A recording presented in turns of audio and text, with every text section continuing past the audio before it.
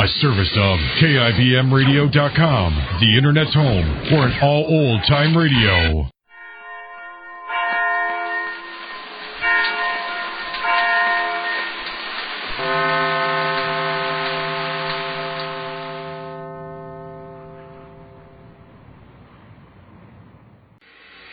A service of KIBMradio.com, the Internet's home for an all-old-time radio.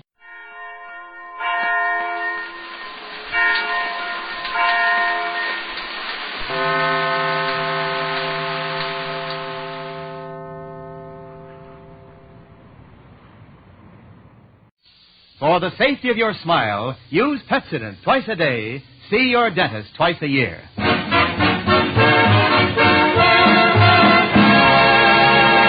Lever Brothers Company presents the Pepsodent show, My Friend Irma, created by Cy Howard and starring Marie Wilson as Irma with Joan Banks as Jane. Friendship, friendship, just a perfect friendship. When other friendships have been forgot, theirs will still be hot. My friend Irma.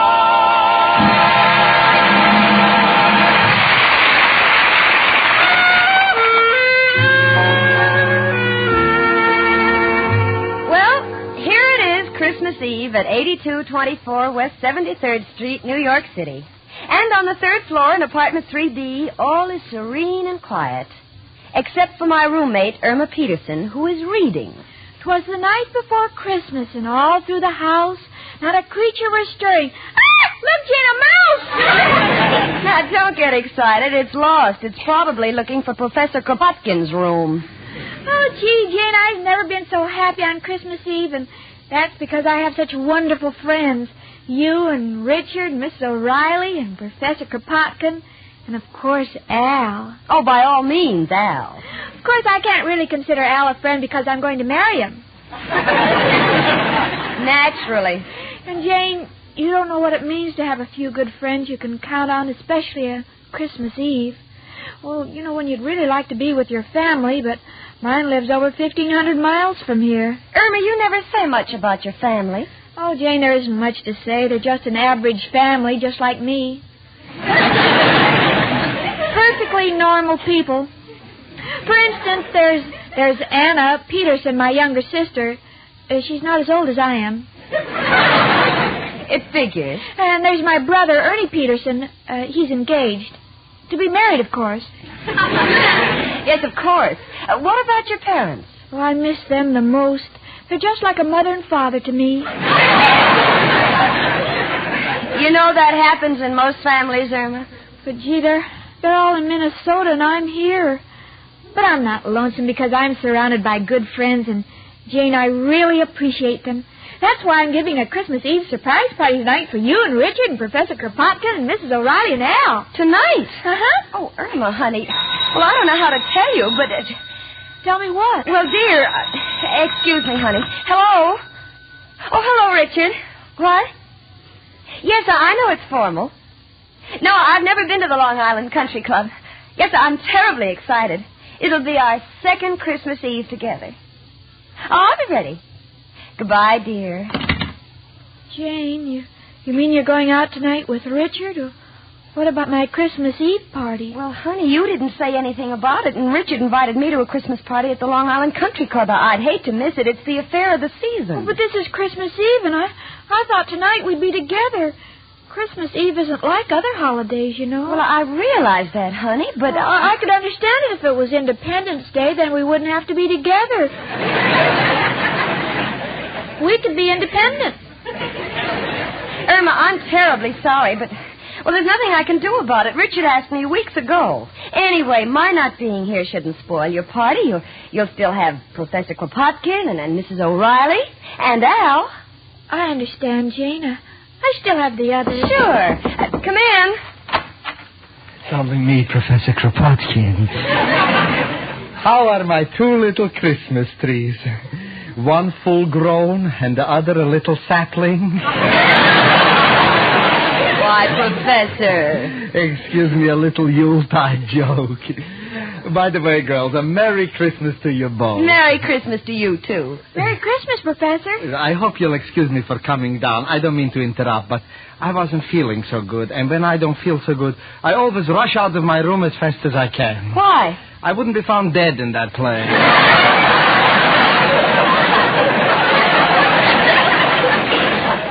Well, girls, do you realize tonight is Christmas Eve? Yes, and just look at that blanket of snow outside. Isn't it lovely? That is a matter of opinion. If Mrs. O'Reilly doesn't put glass in my windows, not only will I have a blanket of snow, I'll have a carpet of the same material. Oh, Irma, you'd better ask the professor about this evening before it's too late. Oh, yes. Professor, will you come to my Christmas Eve party tonight? Tonight? Oh, Irma, I'm so sorry. You mean you can't come either? Well, it can't be helped. Tonight I'm playing my fiddle at the Gypsy Tea Room. I've been practicing all day. Oh, that's terrible. Yes, I know, but they pay me for it.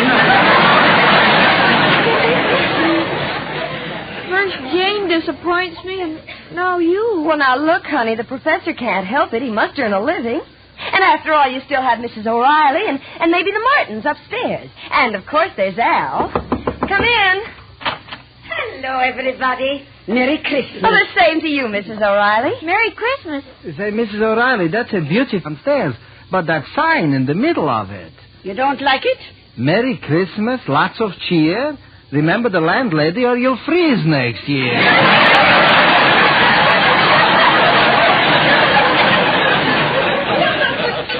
To me, it's not a sentimental thought. Miss O'Reilly, I'm giving a big surprise Christmas Eve party tonight for you and Al. Will you come? Tonight? Oh, Irma, darling, I'm so sorry. You mean you're too busy, too? Yes, the Martins have invited me to go to Jersey with them. And since they owe me 4 months back rent, I can't afford to let them get on the train by themselves. This is awful. First Jane turned me down, and the professor. Now you. Maybe next year, Irma, dear. Merry Christmas and goodbye. Oh, Jane. Oh, sweetie, now stop crying. I know you're disappointed, but you should have told us about your party earlier. And besides, honey, you won't be left alone. You bought some food, didn't you? What do you mean? Of course I bought some food. Then Al will show up, I guarantee it. Speaking of food, I think I'll go up to my room and have my dinner. Are you cooking, Professor? No, I just take one look at that dump, I sit down, and I eat my heart out. Merry Christmas, girls. I'm sorry, Irma. Honey, I'm sorry things turned out this way for you. Oh, it's all right, Jane. This is one way of finding out who my real friends are. They're Al. Every one of them. Come in. Hello, Jane. Hiya, chicken. Merry Christmas. Oh, gee, Al. Merry Christmas. I'm so glad to see you. Same here, chicken. I like being with you, too. Mind if I warm my hands on the radiator? Well, of course not, honey. How'd they get so cold? Wanted to take the crosstown trolley, but with all that snow on the ground, took me 4 hours to find a transfer.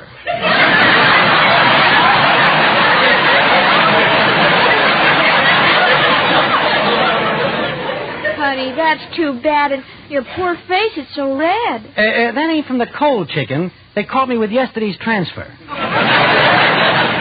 Oh, my goodness, look at the time. Richard's going to pick me up in an hour, and I haven't even started to dress. Al, aren't you going to take your top coat off? Oh, thanks, Jane, but I ain't staying. Just came in to wish chicken a Merry Christmas. I got to be on my way. Got a big deal brewing. Oh, Al. Oh, chicken, it's important. Oh, you and your deal. Business is business, chicken. I got to be running along. But I'll be left all alone on Christmas Eve, and Al, I depended on you, my own boyfriend. Chicken, if I could only explain. Don't bother. None of you must think very much of me if you can leave me alone on Christmas Eve. Fine friends I have. Goodbye. How do you like that? Al, of all the low-down, contemptible, good-for-nothing... Hold it, Jane. I won't have you saying those things about the girl I love. I'm not talking about Irma, I mean you. How could you desert her on Christmas Eve of all nights? Me, I have to go out with Richard, but you're her boyfriend. Oh, Jane, I love Irma. And when a man is in love, he ain't responsible. He may do strange things he'd never do in his right mind. What are you talking about? I went and got a job. You got a job? Al, have you been drinking? Knew it would shock you, but it's just for one night. Want to make a little dough and buy Irma a present. Oh, well, I apologize, Al. I'm sorry I yelled at you. Forget it, Jane.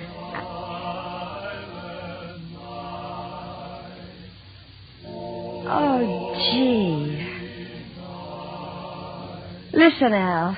The Christmas carolers. Gee, that's pretty. Would like to stay, but I got to get to work. Tell Irma I'll see you tomorrow, huh? Goodbye.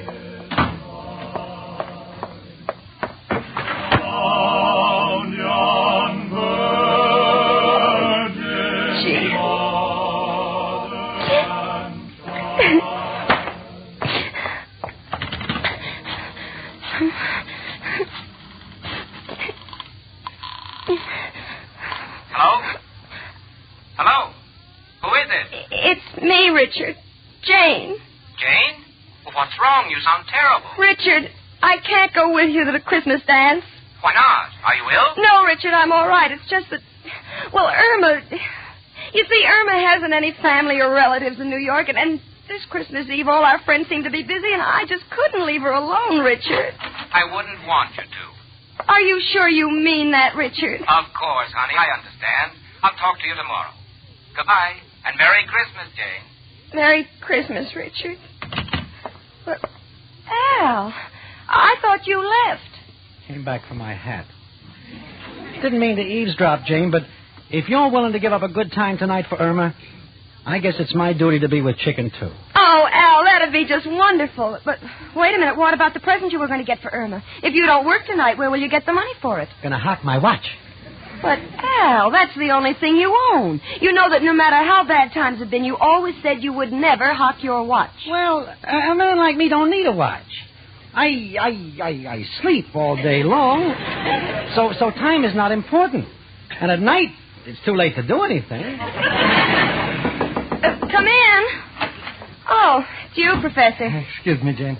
I've been thinking about poor little Irma, and, well, I decided to give up the job so tonight I could be with her. But, Professor, won't that cost you money? You get big tips during Christmas. On Christmas Eve, it's not important to make money. It's important to be with friends. After all, what's money? Well, it's pretty important. I see you've been talking to Mrs. O'Reilly again. No, my little Irma has no father in New York, so tonight Professor Kropotkin will be her father. Atta boy, Pop. Listen, Al, the first chance I get, I'm disinheriting you. Excuse me, everybody. I took the liberty of walking in. Why, Mrs. O'Reilly, I thought you were on your way to New Jersey. I changed my mind. I got to thinking about poor little Irma being all alone tonight, and I just didn't have the heart to go. I'm going to stay here with Irma. Oh, isn't that wonderful? Professor Kropotkin just said he's going to be her father. I tell you, if that's the case, I'll be her mother. I got news for you. If you're the mother, I'll be on the train for Reno in the morning.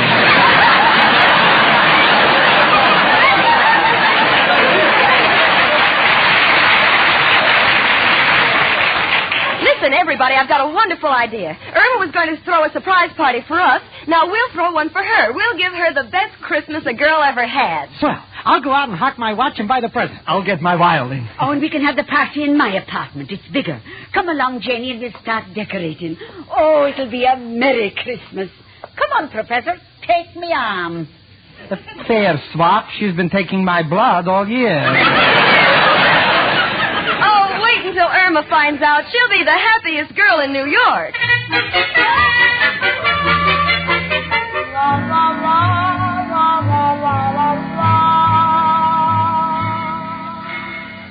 Train now leaving on track 6 for Harmon, Poughkeepsie, Albany, Buffalo, and Point Miss? West. Where to, miss? Please, mister, what is the fare to Minneapolis? $58 round trip. $58? I only have $6.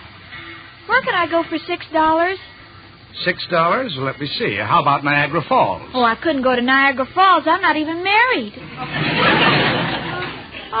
I'll find some other place to go. Merry Christmas.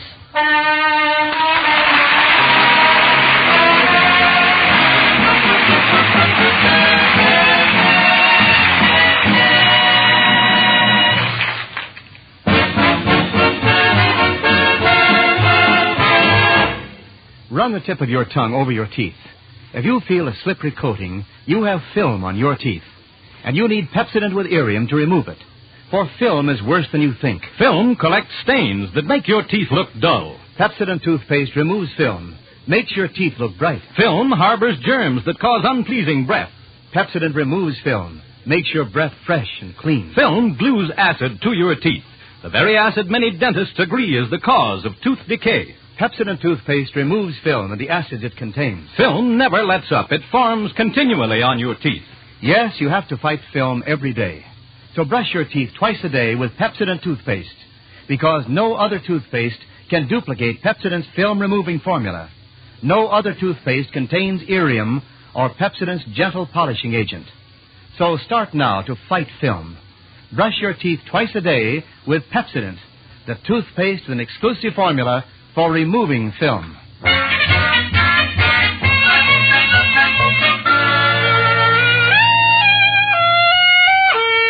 Well, we're down in Mrs. O'Reilly's room, the professor, Al, and myself.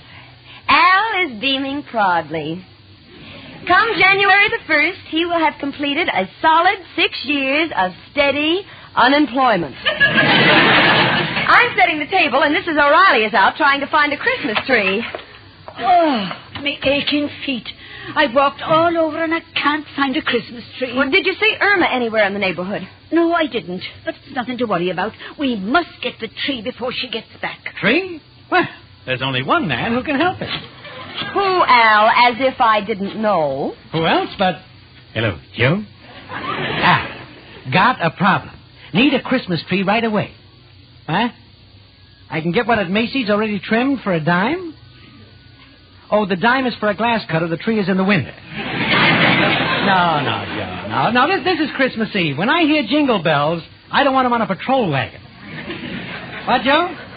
You're playing Santa Claus tonight? Going down the chimney? Joe, this is quite a change for you, isn't it? Oh, you're going in with an empty bag and coming out with a full one. Well, Joe, nothing I can say except good luck and Merry Christmas, noble friend. Oh, Al, what are we going to do? It's getting so late. Stand over there and we'll put out all the lights and give her a big kiss. Come in. Merry Christmas, honey. Here's one for me. Me too, my darling daughter.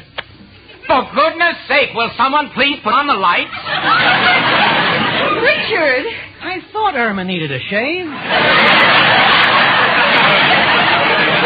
Richard, we didn't expect you. I thought you went to the club. I couldn't take it. Same old crowd, same old monotony. So I realized that I'd rather be here with real people on Christmas Eve. Oh, gee, Richard, I'm so happy, and you're more than welcome. Where's Irma? Well, she thought we were all deserting her, so she went out in a huff. That's why we're throwing a surprise party for her. We're waiting for her to come back. Don't want to find chicken until we can get a Christmas tree, though.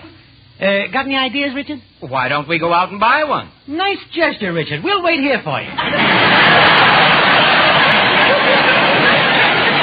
Richard, you don't have to. It's my pleasure, Jane. I saw several on the way over. I'll have one in a few minutes. Be right back. And I'll get the cake out of the oven. And I'll make some punch. And I'll tell you when it's right.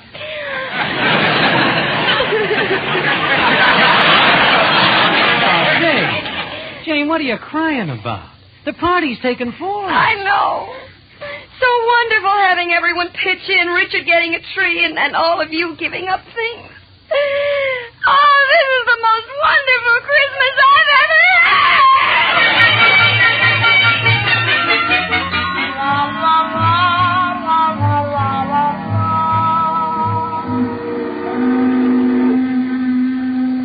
Look, lady, this is your third round trip on this ferry boat. Ain't you got a home? Ain't you got any friends? No. Well, take my advice. Make some. All right, I'll try.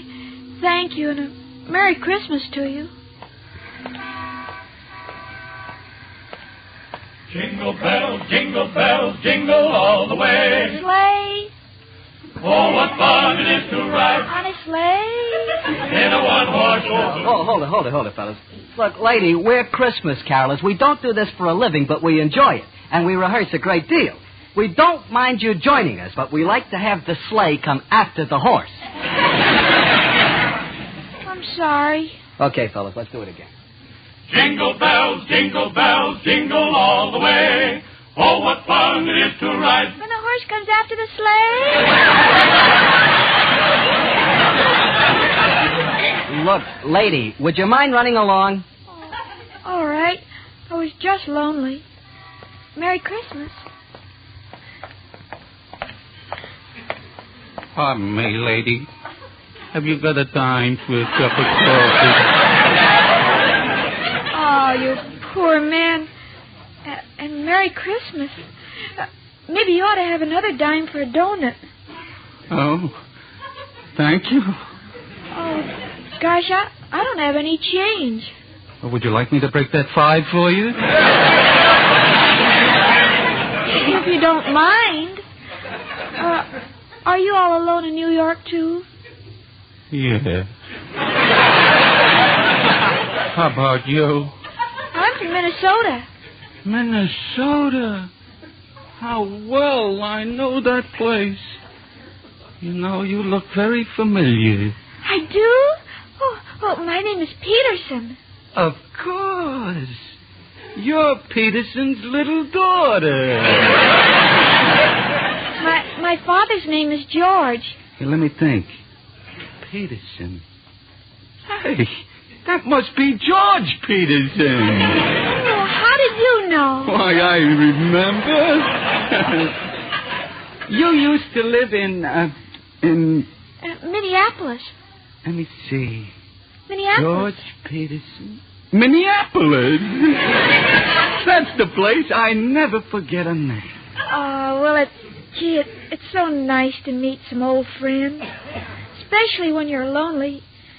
You can keep the $5, sir. Thank you. But this is only a loan. I'll return it the next time I see your father. Good old Fred Petersburg in Wisconsin. No, it's Peterson in Minnesota. Mister!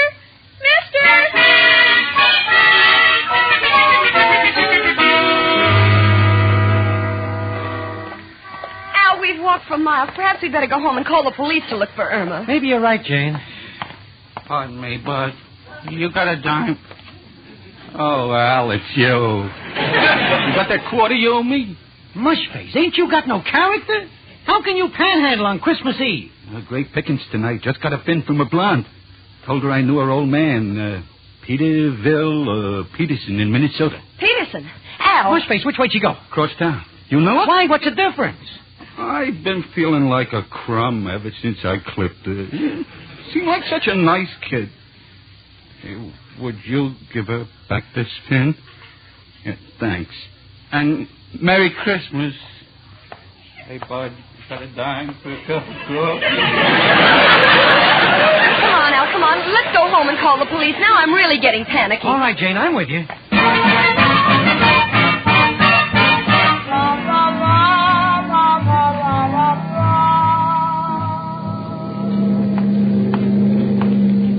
Look, lady, I seen that picture Mildred Pierce. Now you get off this bridge. I was just looking at the water, Mr. Watchman. Look, lady, don't look down there. Everything that's beautiful is up here. It's Christmas Eve, you know. Yes, I know it. I'm so lonely. Oh, I get it. You're all alone, huh? Yes. Any friends? Yes, but my closest friends are far away. Well, now, don't you cry, sister. You're coming home with me. We ain't got much, but we're happy to share it. Hey, Bill. Yes, Sergeant? Did you happen to see a blonde girl? Say, lady, what's your name? Irma Peterson. That's all we want to know. Come along, sister. I didn't do it. Didn't do what? I don't know, but my boyfriend always says to say you didn't do it.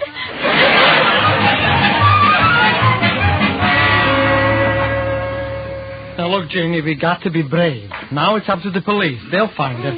But we got to take our minds off it. Mrs. O'Reilly, would you like to dance? Oh, Oh, I'd love to. Al, dance with her. I'll play the fiddle. Merry Christmas, everybody. Merry Christmas. How do you like that? I just started playing and already the neighbors got the police here. No, it's a squad car pulling up. I think it's Irma. My chicken. Oh, Al, it is Irma. The police have found her. She's coming up the steps. Now, quick, turn out the lights, everybody. Come on, we can still surprise her and have the party. Come in, dearie. Irma, darling.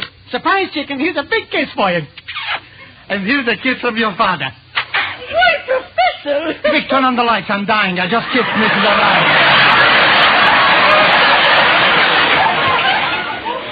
Darling, Merry Christmas. Where have you been? Oh, you're all here. I thought no one loved me, and I felt so alone. Oh, honey, don't you know that people always spend Christmas Eve with their loved ones? And you're the one we love the most. Exactly my sentiments. Bless my little Irma. You're like my own daughter. Sure, chicken. I'd never leave you. I want to spend all of my Christmas Eves with you. Oh, this is the best Christmas a girl ever had, surrounded by her friends. Oh, it's midnight. Is that right, Al? Wait a minute. Look at my watch. Al, where are you going to the window? Watch happens to be across the street. You're right, chicken. It's 12 o'clock. Merry Christmas, chicken. Merry Christmas, Al. And Merry Christmas, Professor Kropotkin and Mrs. O'Reilly and Richard and Jane and all our friends. Merry, Merry Christmas. And as for me, my sentiments are the same as those of my friend Irma.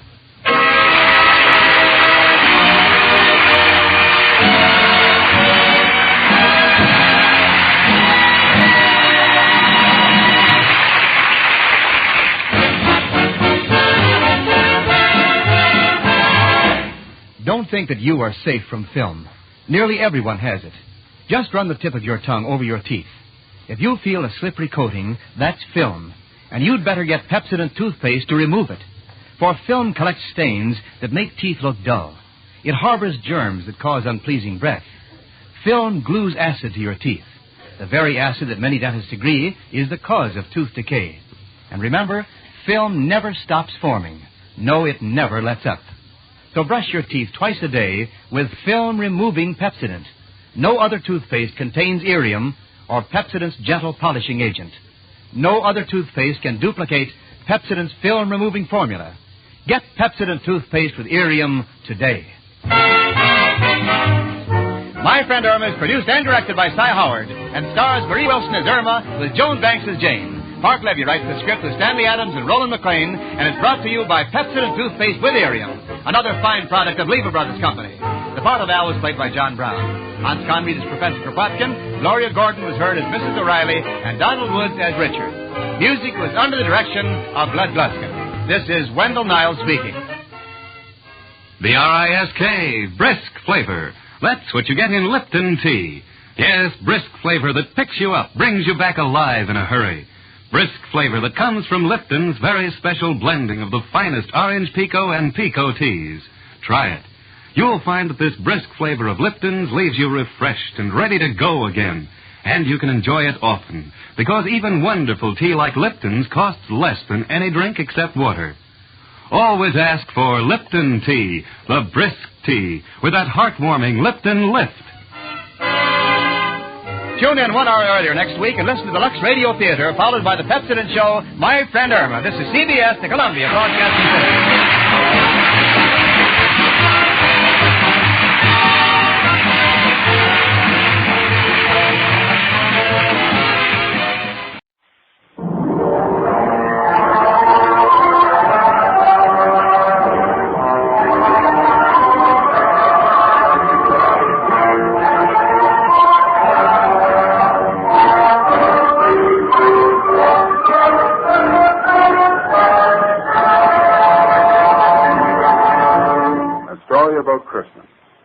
It is titled Three Men by the outstanding American writer Willis Cooper.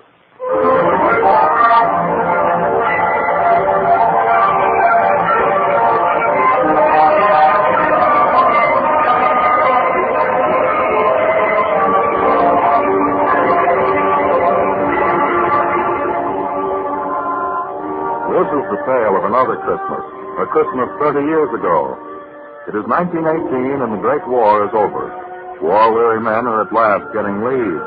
Leave areas have been established in various parts of France, and men are en route from their stations to these areas, there to rest and refresh themselves for a brief period. It is Christmas Eve in the railway station at Philo Vance.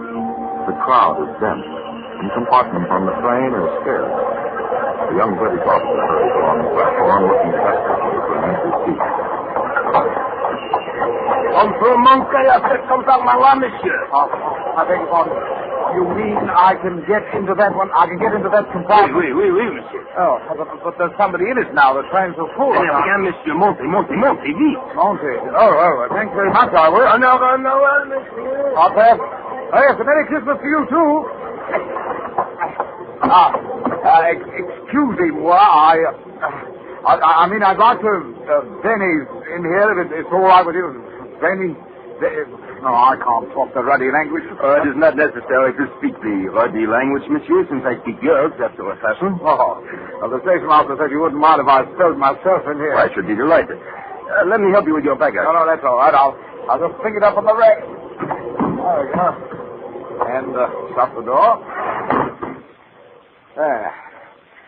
Now, there's a bit of all right. So clean, too. I've never seen such a clean train in France. They probably scrubbed it out for Christmas.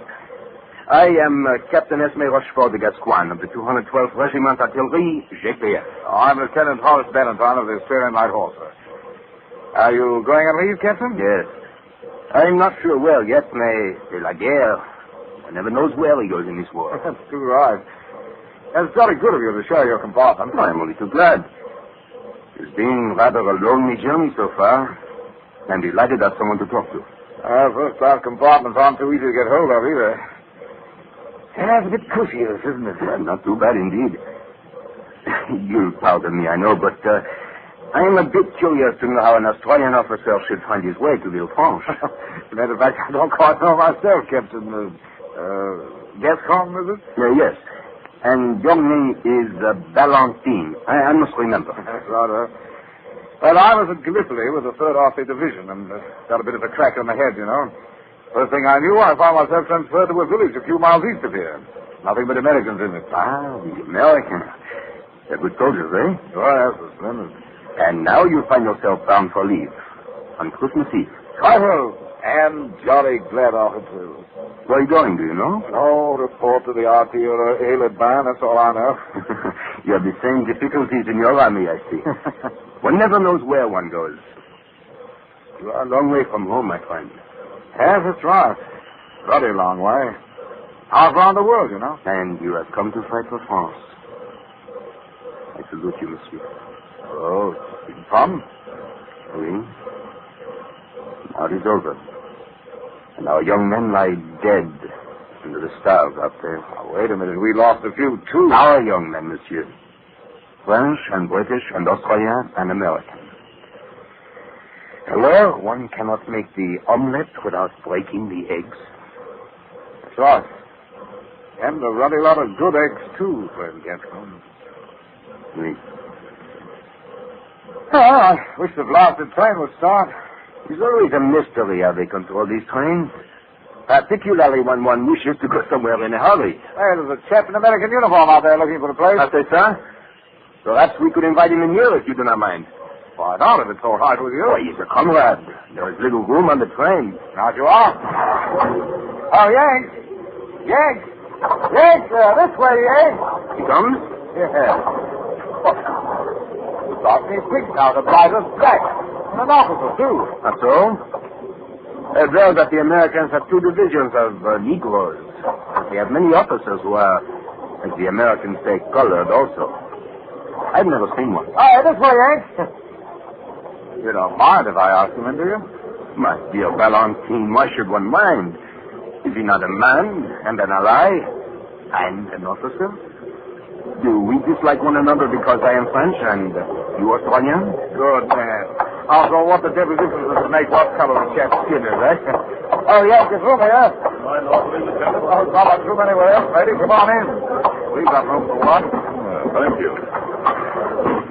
afraid I was going to be left behind. My name's Valentine, Lieutenant of Sterling Night Hall. Well, I'm Captain Melvin of the 370th American Infantry. Delighted, Captain. And this is Captain... Oh, dear, you'll have to help us, Captain. I am Captain Esme Rochefort de Gascoigne of the French artillery captain. Welcome. Gentlemen, I thank you. Yeah, give me your musette. I'll shove it up on the rack. Oh, thank you, Lieutenant. Feels good to get that thing off my shoulder. Sit down, Captain Melvin. Thank you. I've been standing around there all day long on one foot and then on the other, waiting. Finally, when the chain did pull in, I thought I was still going to stand there. Good of you to take me in. We are delighted. Oh, righto. You're Australian, eh, Lieutenant? That's right, from Adelaide. But I've lived in England for years. Where are you from, Captain Melvin? I'm from Chicago. Oh, and you, Captain Gascon? My home is in Bayonne, as one might infer from my name. Your name, Captain? Gascoigne. Gascoigne. From Gascony, you see. Oh, that's I see. You know, gentlemen, it's odd, isn't it? Here we are. Three of us in one railroad coach bound for somewhere. And we come from all over the world to meet on Christmas Eve in France. To tell you the truth, we don't even know where we're going, do you? I haven't the slightest idea. Leave area, that's all I know. Well, we may as well have a spot of Christmas cheer, eh? I've a bottle of rather good wine in my musette. Yeah, so far. Well, not to be outdone in this matter, mes amis, I also have a bottle of Lacrimé Christi, Seals of Christ. A very precious one in these days, gentlemen. I do not remember how I came by it, but suffice it to say I have it. We are about to start.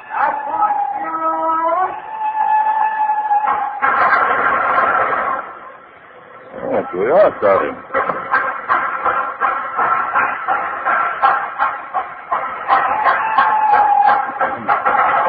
Hey, now, there was a jolly happy crowd there at the station, wasn't it?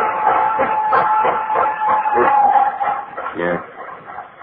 Still Christmas, despite the fact that most of them all want to get out of the town and go somewhere. Mm-hmm. Last Christmas, I was down in Texas in Camp Logan. I was in the hospital with Marseille. And I had dinner with a German general. What? A German general? He captured on Christmas Eve. Oh, terrific. Well, gentlemen, will you drink with me? With pleasure, sir. If you will drink with me. And with me.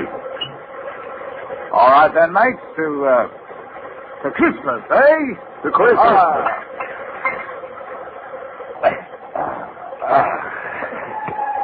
Hello, my musette's already full of junk of all sorts. I was afraid I might have lost that bottle. Souvenirs, huh? Oh, yes. And silly toys and things that I picked up, you know. Given to some kid somewhere. Yeah. God knows they're few enough. Gifts too in my musette. There's no one left of my people to give them to, but it is a sentiment for Christmas. Yes, I suppose we all do that. Mine's packed with odds and ends, too. I didn't know if I'd ever get back to the outfit after this leave, so I got some souvenirs together. Another drink, mes amis. Oh, not now, thanks, Captain. I'll wait a while. I think I will, too. Right. Oh, it's a beautiful night. Clear. You know, if the war was still on, I'd expect to hear someone shout, lights out, jerry up, and have a lot of bombs landing on there. Hope we are done with that, monsieur. Amen. There's no moon, though. Yeah, but look at the stars. I said, you see that one over there? Why do you imagine it's the Star of Bethlehem? Very bright, isn't it? Yes. 2,000 years ago. I wonder if that same star still shines upon the earth. Well, if it does, we wouldn't know it. Not we who fight wars and deny the name of the man that was born into it. Hey, you were religious, chap? No, not at all, Lieutenant. A long way from it. I'm not religious either. Oh, used to have some jolly times as a kid at Christmas time, though. Church things, all that, you know, candles and whatnot. Yeah. Hey. One is not religious save when one sees a star shining down on you. I wonder if that could be the star. And why not, my friend? Our earth changes, but the everlasting stars change not. Funny it is, wouldn't it? Oh, but our journey is long, gentlemen. If you wish to sleep, you sleep again.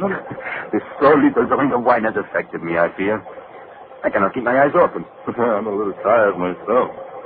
Standing around all day in that station, there's no place to sit down. Well, I can always sleep myself. I propose then that we do sleep for a little while, my friend. Talking of sleeping has made me sleepy. Yeah, I'm all for it. Shall I turn down the lights? You do it, monsieur. Pleasant dreams. And joyeux Noël. Merry Christmas to you both. And to you, Lieutenant Valentine. Captain Gascoigne. And the star shall watch over it, Mister. The star that shone on Bethlehem. You know, it seems that I have met you both before somewhere. That's very odd. What, my friend? I was thinking the same thing. Yeah. I was, too. Oh, but it couldn't be. One from France, one from Australia, one from America. Wait. It is so. Good night, my friend. Good night.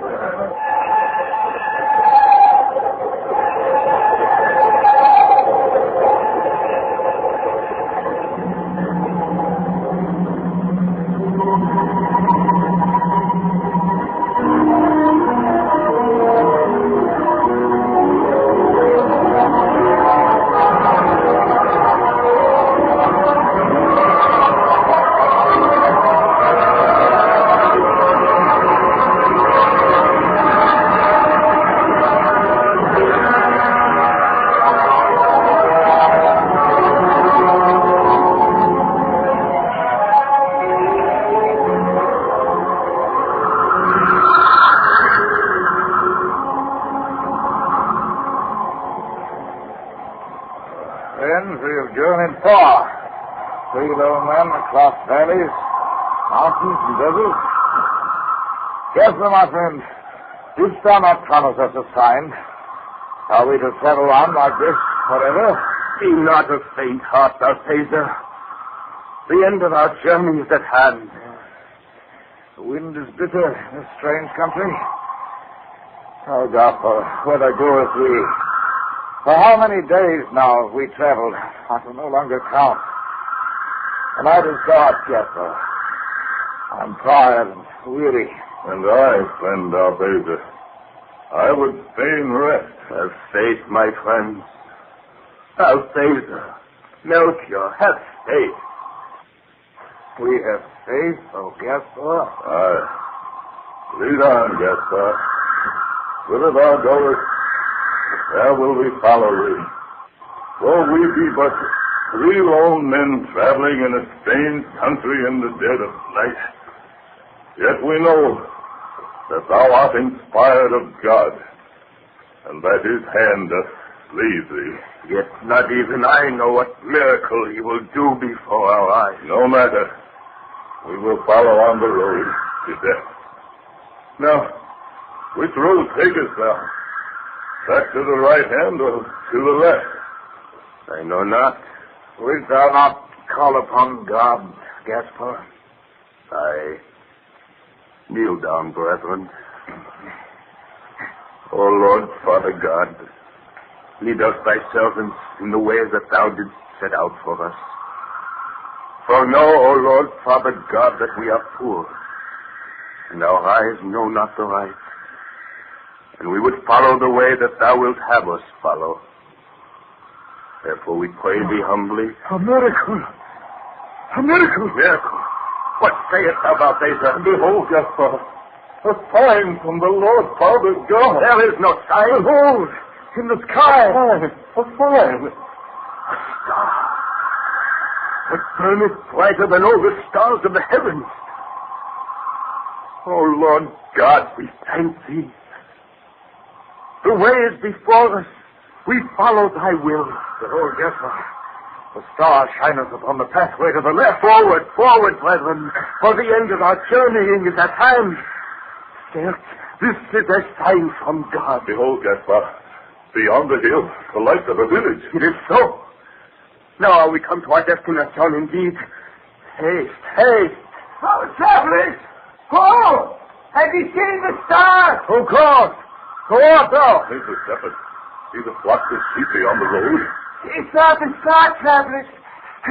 No star, its meaning. Aye, we have seen it, O shepherd. Yet we know not its meaning, save that the miracle of the Lord Father God is nigh unto us. Yes, from the blackness of the sky, it sprang into blaze. Oh, travelers, dost thou think it portend the end of earth? Nay, friend, not the end of earth. Say rather its beginning. What sayest thou? Behold, shepherd, the mantle of the Lord is upon him.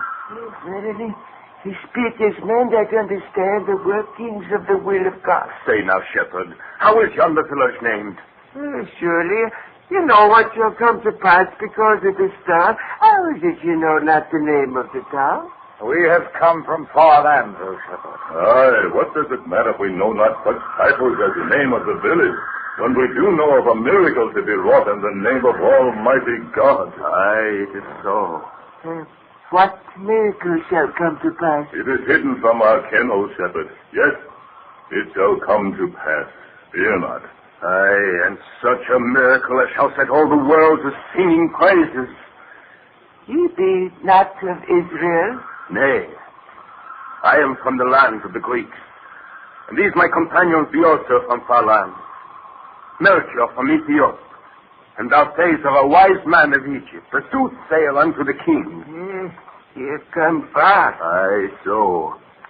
Since many days our feet have trod the pathways of hidden, unknown places, yet always have we set our faces unto the east, obeying the bidding of a voice unheard, the guidance of a hand unfelt. And he goes now unto the town. Shepherd, thou hast not told us its name. Certes, all men know that yonder town is called the town of the house of bread, even Bethlehem. Now this night shall be born in Bethlehem that Messiah, that very Son of God, which the ancient prophets have foretold. And this is the miracle that shall come to pass. For he shall be born of a virgin, immaculate, and his name shall be Jesus, called Christ. Oh, holy man, may I not go with thee, seeing that thou knowest not the village, and I with my brethren were born there? Aye, thou mayst come with us, but haste. Behold the star, how it seemeth to beckon us on. Fling thy burden from thy shoulders. Haste. I marvel also that there should be lights of God in the town. The hour is passing late, yet there is a light in every house. Perchance the men of Bethlehem rejoice that the Messiah is born. Nay, not so, for he is hidden from men, and they of Bethlehem know him not. Then what? The feast of Hanukkah is but lately over, my master. The feast of the light in memory of the Maccabee.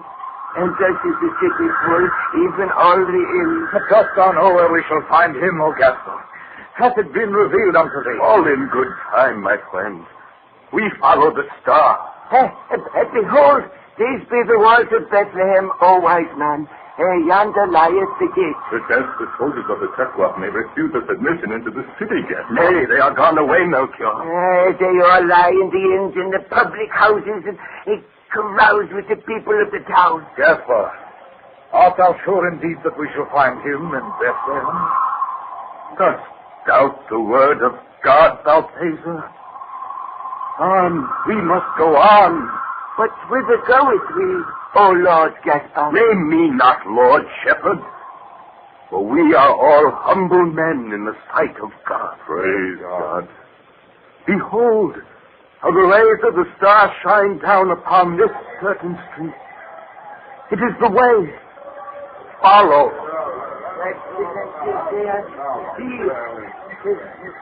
Lo, one comes, Gaspar. In haste. Aye, so. The giant Pino. Lo, men. Whither goest thou? Who art thou? Stand aside that I may pass. Who art thou?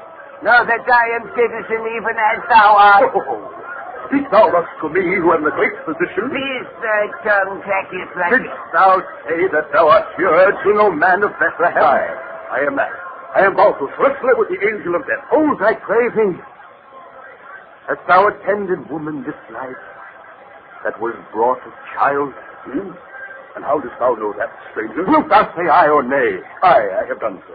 And look ye now, this night I have come upon a miracle, a very marvel, a prophecy of nature. Speak of the marvel that thou hast witnessed, man. Behold, not 2 hours have passed since one came post-haste crying before my door, O Balthus, O most noble surgeon, O saver of lives, come down in haste. A woman hath need of thee in the stable nigh unto the inn of the 2 oxen. In the stable? Aye, the stable. Well, now I am a man of charity, and always ready to answer the call when sickness stalketh abroad. So I flung my cloak about me and went in haste. As ill becometh a man of my age and girth, yet I am charitable, I say. And behold, in yonder stable was a woman, couched in the straw of a manger, brought to bed of a child. Surely women have been brought to bed of a child in stables before, Chirurgeon. Aye, so. But mark me well now. This woman was a virgin. Yes. I swear it. By the holy flattery, by my father's beard, I swear it. Verily, a child born unto her, and she a virgin. Thou struck too much of thy sack-booted neighbor, brought thou on physician. I swear it. Verily, hast thou stood before a miracle this night? A miracle, in sooth, a very prophet. Where is the woman thou didst attend? In yonder stable. The men did say they had come from Nazareth in Galilee to give us testimony to the tax collectors. And though they beseeched the innkeepers, yet none would give them room, saving only this one, who, having pity upon a woman with child, is saying to them they might find dead amongst the kine in the stable, and did charge them not. Now may all the blessings of God be on this innkeeper, for that he hath offered a shelter this night unto the Son of God. What sayest thou? And on thee, physician, for that thou didst lend thy hand unto her who is the very mother of him who shall be the Savior of the world. Verily, I know not who thou art, old man, yet I perceive that thou hast the gift of prophecy. The babe did look upon me with a look that I shall never forget. If thou dost speak sooth, I am most blessed amongst men. Thine was the hand that first touched him. Verily art thou blessed. I thank thee for thy grace, friend. Go now, inside the stable.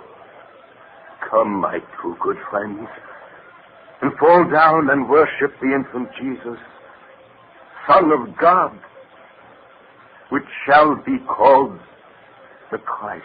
Praise unto him. Praise. Praise unto the Son of God.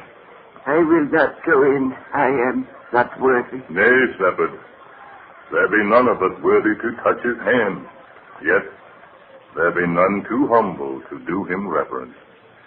Come. Aye, come, shepherd.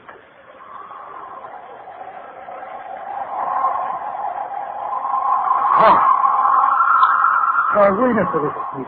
Shadows fall upon us. The star paleth before his glory. Nay, Gaspar. Behold in the sky a sign. Oh, Father, Lord. A sign. The shape of a man crucified upon a cross.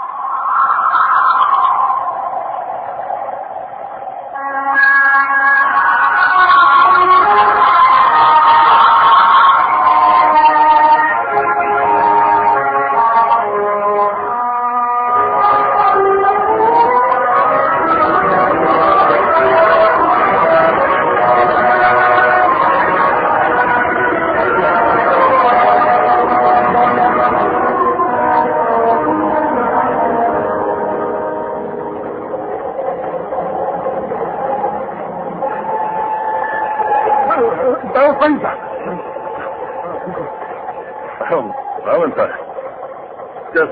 Just thou cry out. What's the matter? I was dreaming, I guess. Where are we? It was a dream. But I saw you two. You saw us. It's hard to remember. Did you dream of 3 men? Yes. I did too. Pinocchio. No, please. And Melvin? And Valentine. Look at our clothes. Look at our shoes. Out of us. What, straw? Yes. Straw from a stable. And that fragrance. What is it? Gentlemen, I have been in the East. I know what that smell is. It's myrrh and frankincense.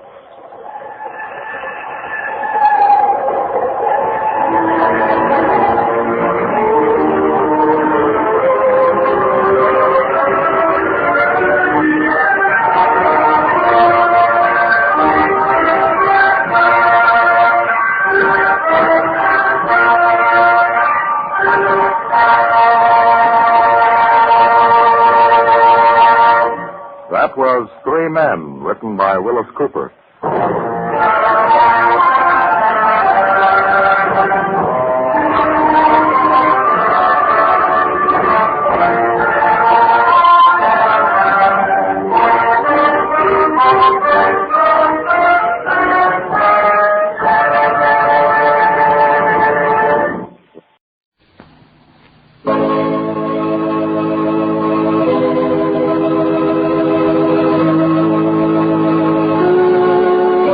Brighter Day, brought to you by Dreft, America's favorite brand for dishes.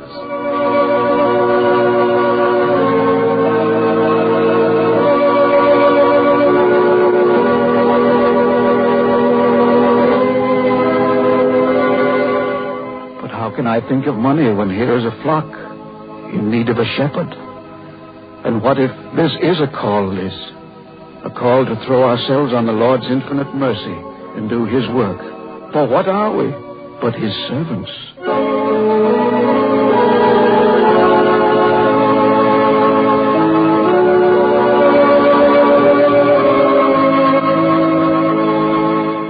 We'll be back with a Brighter Day in just a moment.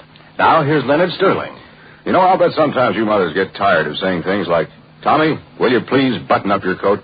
But you still keep after the youngsters because it's for the good of their health. So I know you'll be interested in this. Public health authorities, doctors have proved that the way you wash dishes, the kind of suds you use, can affect the health of your family. That's why I say use Dreft for dishes, because Dreft in your dishpan helps protect your family's health as no suds ever could before. You see, cold germs, flu germs, can breed in dishwater film. This film is often present even on glasses and plates that look perfectly clean to the most fastidious housekeeper. But Dreft never leaves any of this germ-breeding film that can spread sickness through your family. So make it a rule to do your dishes with Dreft. Just wash them in thick, billowy Dreft suds and give them a hot rinse, the hotter the better, and let them drain dry. Dishes shine even without wiping. They're healthfully clean, free of film as no suds before Dreft ever got them. What a joy to know that just by doing dishes with Dreft, you're helping to cut down on colds, flu, and other illnesses in your family. So heed the warning of health authorities. Help protect your family's health. Wash your dishes healthfully clean with Dreft. And now, the Brighter Day. Well, Papa and Liz are still there in the little town of Three Rivers, wondering whether to accept the offer from the congregation there. Liz knows that gentle Papa is already on fire to accept it, even though the congregation is poor. They have no church building of their own, and the house they're offering is old and tumbled down. And so Liz, the practical one, the one concerned with the affairs of this world, while Papa concerns himself with more spiritual affairs, Liz looks at her Papa and smiles and says nothing. It's just after supper time now. They're in the Mayo's house where the folks have been staying. Liz and Mrs. Mayo are in the kitchen. And, well, listen. Hang up the towel here, Mrs. Mayo, over the stove. Yes, please, Elizabeth. Well, there now, all finished. You're a good housekeeper. At home, do you run the house? Yes, I guess so. This is a vacation for me. Oh, I'm so anxious to meet the rest of you. Such a big family. And each one so different from the way you describe them. Can't you tell the Reverend to make up his mind real quick? Make up his mind to say yes? It's not my decision, Mrs. Mayo. It's up to him. If the Reverend decides no, we'll be so disappointed. We've been planning for this for so long. To you folks, I know it's small, a poor congregation, a tiny little town way off at the end of no place. My father knows that, Mrs. Mayo. Don't worry. It'll be all right. From what you say, it sounds like you've made up your mind that you like us. I like you very much. But it's... Oh, well, no matter. May we listen, Papa? Huh? Oh, we're discussing ways and means, my dear. Ways and means. Oh, yes. Don't get up, Reverend. Me and Elizabeth will sit quietly in the corners and listen. Mother, the Reverend wants to know about the future. If we could ever get a real church. And I've been telling him how we figured and figured. Well, for instance, Reverend, there's a plot of land of Old Man Snow's, over an acre. If we could get some money together to put up the building, he'd give us the land. He would. Well, now, I'm not very experienced in building costs. How much money would we need? Yeah, but that's it, Reverend. We couldn't begin to raise enough. Why the heating plant and the roof? That's a couple of $1,000s right there. We're breaking ourselves right now, Reverend, paying for half of the cost of your ticket and raising the money for your salary. That is, if you decide to come to us, and getting a house for you. And, oh, the real church is something we've all been hoping for, but it just ain't in the cards. Well, the way I figure it, one thing at a time. First, let's get a real Reverend. We got a little place now where we meet. And like the Reverend yourself said when he stated it, it's what's in our hearts that counts with our Heavenly Father. Not the kind of roof over our head. That's very true, my dear. And then, of course, we'd want to start a little Bible class, a Sunday school, young people's activities. Is Miss Liz here, our Sunday school teacher? Liz was. This last year or two, I've insisted that she give it up. She works too hard at too many other things. But now, this question of a real church, we have the land. That's very interesting, very. Papa, may I ask some questions? Well, yes, Not about the certainly, church, but about the house. Of course. Well, we'll go right ahead, Miss Liz. Well, how's the plumbing? The heat was turned off and the house was very cold. Is it insulated? Are the screens? I didn't see any in the basement. There might be some in the attic. And does the roof leak? The house we're living in now had a terrible roof when we moved in. It cost us $60 of our own money to fix that roof. Well, now, Liz, my dear, you're not being very pleasant. Well, I'm a little ashamed of myself, Papa, but it's not very pleasant to live with a leaky roof. Barbara had a cold all that winter and spring. I think we'll all be better friends if we decide these things now. Well, the girl is right, Reverend. Us men, we think more about the place of business than about the house. Miss Liz is right. Well, now, maybe this ain't enough for you, Miss Liz, but it was kind of the general consensus of opinion that we'd put this house in apple pie order for you. We'll even try to do it before you get down here. And if anything goes wrong with that house, we'll do our level best to fix it up. And if we don't fix it up, the Reverend don't give us a sermon that Sunday. Well, maybe that ain't much of a promise, Miss Liz. I think it's a very nice promise. It's rather more than I expected. Well, judging from the sentiments expressed at our meeting this afternoon, and judging from the character of those people present, I should say they mean to keep their promises. We can't fool you, Reverend. We ain't no better than other folks other places. But, we try so hard to welcome you to our little town. We try so hard to make you happy and keep your family in health. And, we try, Reverend. Ain't that about the size of it, Dad? Yeah, that's about the size of it, Mother. Well, Liz? I think I'm going for a walk, Papa. It's your decision, Papa. I'm not saying a word. Well, perhaps I'd enjoy a little walk, too. Would you, very kind people, excuse us? A little fresh air clears the brain, you know. You want to think it over. Well, you bet, Reverend. And me and Mother will do some more figuring on about what that house needs. After all, I'm in the hardware business, and she's in the housekeeping business. We'll see what we can come up with. Oh, well, that's very good of you. Do you mind if I join you, Elizabeth? Not at all, Papa. Pleasure. Well, I hung up your coat here in the closet. Well, now, don't bother. Mine's in here, Mayo. too, I think. We'll be back in half an hour or so, Mr. Mayo. Take your time, folks. It's a big decision. Here's your coat, Reverend. Oh, thank you. Now, put your muffler on first. Yes. It's chilly. Thank you. No overshoes? Oh, well, take that off. Now, what are you laughing at? I'm not laughing, Mrs. Mayo. I'm smiling. You're taking my job away. Putting Papa's muffler around him. Oh, now, why do all women immediately take it for granted that clergymen are completely helpless? Now, I'm not helpless. I thought I saw my gloves here just one moment ago. They're in your hand, Papa. Huh? Not my hat, dear. Oh, yes, to be sure. Thank you, dear. Well, we're off. Pardon me. That's all right. We'll be back, Mrs. Mayo. Now, I won't say nothing about how I hope you'll decide. I'll just hope. And perhaps we'll pray. The door won't be locked. Just come right in. Thank you. Ooh, here's a little cold. Oh, Elizabeth, look at the stars. What a beautiful, clear sky. Let me put my arm inside yours, Papa. Certainly, dear. Well, Elizabeth, not an easy decision, is it? Papa, you're a big fake. I've been telling you this since the first hour we got here. Your mind's all made up. Now, Elizabeth, my mind is not all made up. My instincts might be tugging at me a little bit, but now I'm still capable of a free decision. Did you hear what he said, Liz? They can get some land, and if we can raise some money, we can build a church.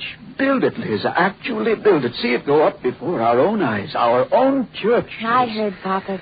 That'd be wonderful. And they're such good people. They're simple, loving, decent, God-fearing people. Yes, Papa. You heard what they told us this afternoon? We get our milk and eggs and butter and our firewood and now and then a chicken. And if we haven't anything else to give us some free hardware or a load of hay. We'd be living like the preachers who used to ride the western circuits, living by faith and by the offerings of the faithful. Oh, Liz, do you know that this might be a test of my faith? The many roads that have led me here, and all designed to show me the meaning of my faith. Does your faith need testing, Papa? When I begin to worry about money and about a roof over my head, well, then I'm not myself. My faith is no longer enough. But if we should come here, Liz, now, cast ourselves on his infinite mercy, do his work, the work that I was ordained to do, Liz, how can I worry about money and poverty when, Liz, here's a parish, here's a flock in need of a shepherd. Liz, isn't that a call? Here is the work, and here am I.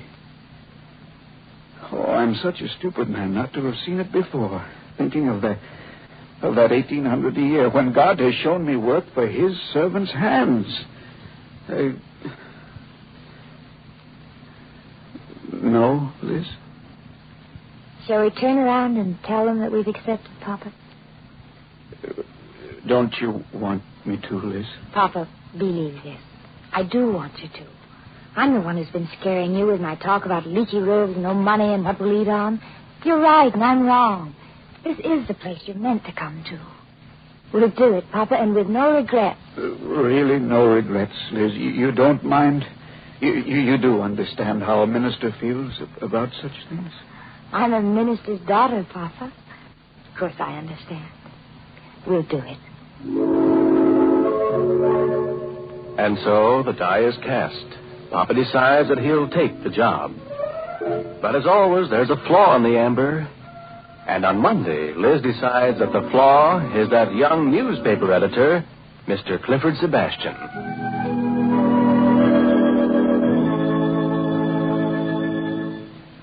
If you haven't heard this before, don't miss it now. Dreft in your dishpan can help protect your family's health as no suds ever could before. By doing dishes with Dreft, you can actually help your youngsters have fewer colds this winter. How can Dreft help protect the health of your family? I'll explain. Public health authorities, doctors, have discovered that germs can breed in dishwater film. Even dishes that look clean can carry this germ-breeding film that often spreads colds and flu. But the wonderful thing about Dreft is it never leaves any germ-breeding film. Dreft leaves dishes healthfully clean, free of film as no suds ever could before. Try it. Always wash your dishes in rich Dreft suds. Give them a hot rinse and let them drain dry. Dishes shine even without wiping. They're healthfully clean. So heed the warning of health authorities. Help protect your family's health. Wash your dishes healthfully clean with Dreft. Now, this is Ron Rawson inviting you to listen again to The Brighter Day, brought to you by Dreft, America's favorite brand for dishes. This is NBC, the national broadcasting company.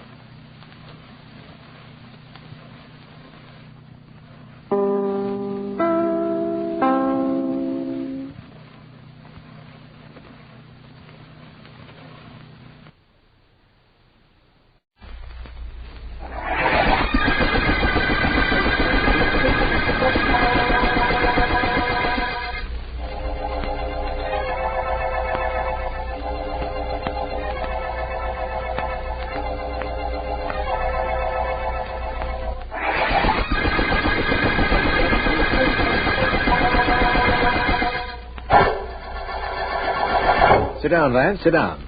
Nice of you to drop in. Well, thank you, Markham.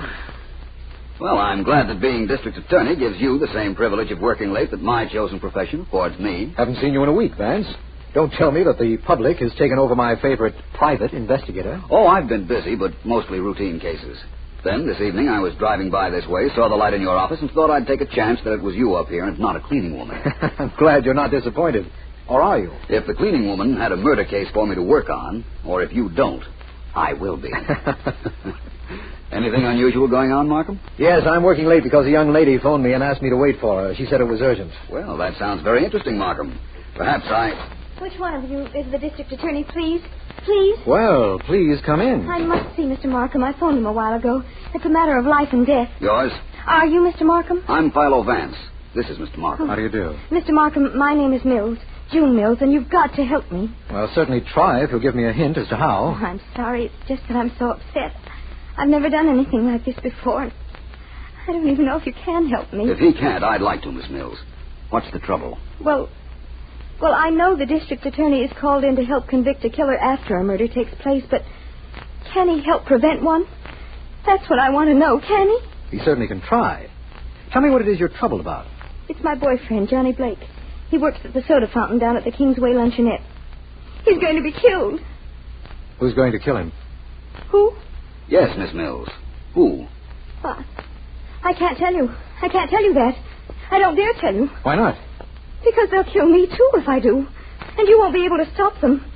They might kill me if they knew that I came here. Oh, I just thought of that. You've got to forget that I was here. Promise me that you will. What about your boyfriend, Johnny Blake? I'll think of something else. I'll have to. Nobody must know about this. Promise me, both of you, that you'll do nothing about it. Please, promise me. I'm frightened. You've given us no alternative, Miss Mills. We have nothing to work on. Yes, I know. I'm sorry I came up here. When I heard about... Oh, no, I can't tell you. I mustn't. Remember, you promised that you'd forget what I said. Please forget that I was here tonight. Please. Well, what do you think of that, Vance? I don't know yet. That girl was terrified. Something tells me I ought to see her boyfriend. And I will, first thing in the morning.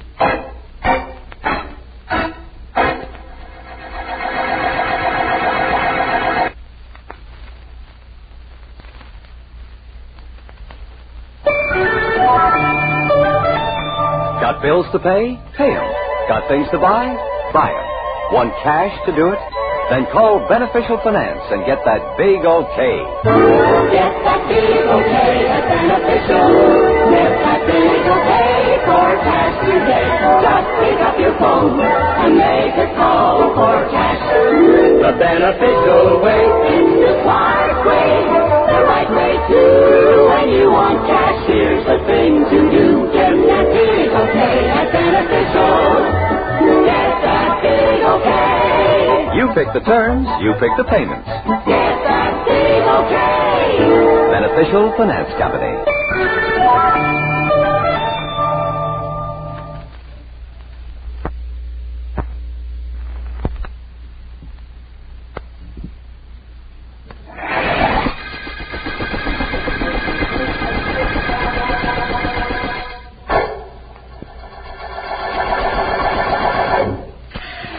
Chocolate soda, all black, no whipped. There you are, sir. Thank you. What's yours, miss? Strawberry soda, no ice cream, please. And a bacon and tomato on toast. Right. BT down. Echo. BT down. Right, BT down. Strawberry, right, miss? Yeah, and a bacon and tomato on toast. Well, that's coming up. I'm only vice president in charge of sodas. There you are.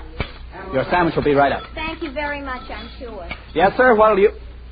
Oh. Finish it, Johnny. You want to know what I wanted? Or do you know, kid? I know. Tony, I've got to talk to you. Nothing says I got to listen. Only one thing talks with me, kid. Dough. Wait a minute. Hey, Dick, take the counter for me for a minute, will you? Yeah, sure, Johnny.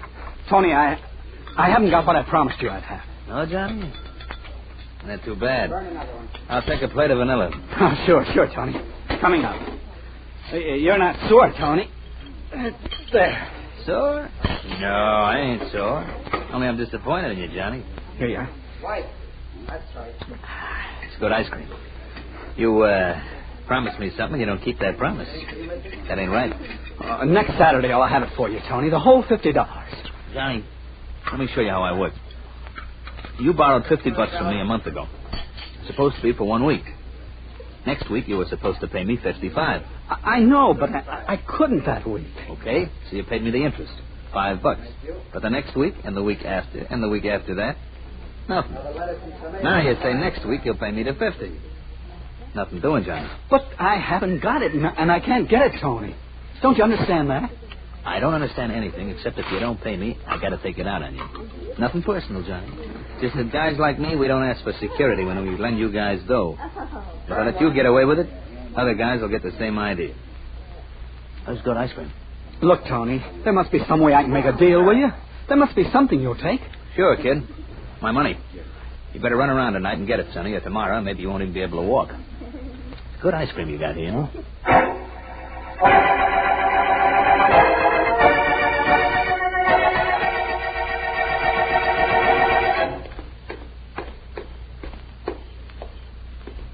Sit down on the porch for a minute, Johnny, please. I don't want to sit down, June. I brought you home. I've got to leave now. All I need is for your old man to catch me here. Good night. Johnny, wait. What is it? He did come to the store tonight, didn't he? Tony? Yeah, he came in. June, I got to get out of here. Your father... Johnny, the rate of interest Tony charges isn't legal. You could go to the police. Forget that, and quick. That'll only mean more trouble. Hey, where did you disappear to before? Where'd you go, the cops? I went to the district attorney's office. Oh, Junie, you little fool. If you told anything to the DA, I'm cooked. Don't you realize that? You didn't go to the police. You didn't. Johnny, it was for your own good. I know you don't have the money. I knew what Tony would do. I had to go. But I didn't tell him anything. Honest, I didn't. You little dope. Why I told you anything, I don't know. If a cop shows up at that store, Tony will take care of me, sure. Joe, who's that with you? It's me, Mr. Mills. Johnny Blake. Daddy only took me home. That's all, Dad. That's all. Johnny, you listen to me. I've told you to keep away from June. If she hasn't enough sense to know what kind of a guy you are, I have. Mr. Mills, you don't understand about it. Understand? Why, Dad, what are you please. trying to... What don't understand, eh? Flip me. I understand this. That you're no good for my daughter, Johnny. You're no good to anybody. And I'm telling you now, as quietly as I can, that if I ever catch you with her again, I'll kill you. Do you understand?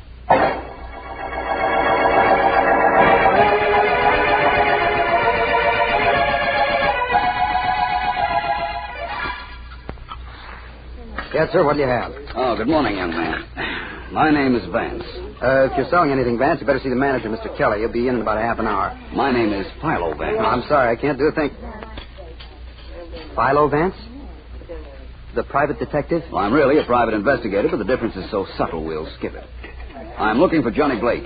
Is that you? Nope. I'm Dick Jackman. Johnny ought to be around, though, somewhere. Where's that? Well, I don't know for sure. I just came to work. He gets in before I do. Maybe he's downstairs in the basement grabbing a smoke. Or mixing some syrups or something. What's up, Mr. Vance? I don't know. That's what I came to find out. Which way is the basement? Right down the stairs at the back of the store. Say, I'm off for a couple of minutes. You want me to take you down? I'd appreciate that very much. Okay, just walk along outside the counter, Mr. Vance. Meet you in the back. That's fine. Thank you again. Here we are. Right through this door. Down the stairs. Oh, I'll go first, Mr. Vance. If you will. See, we keep all kinds of stuff down here, Mr. Vance. Syrups, big refrigerators, everything. Hey, Johnny, got company. Yeah, that's funny.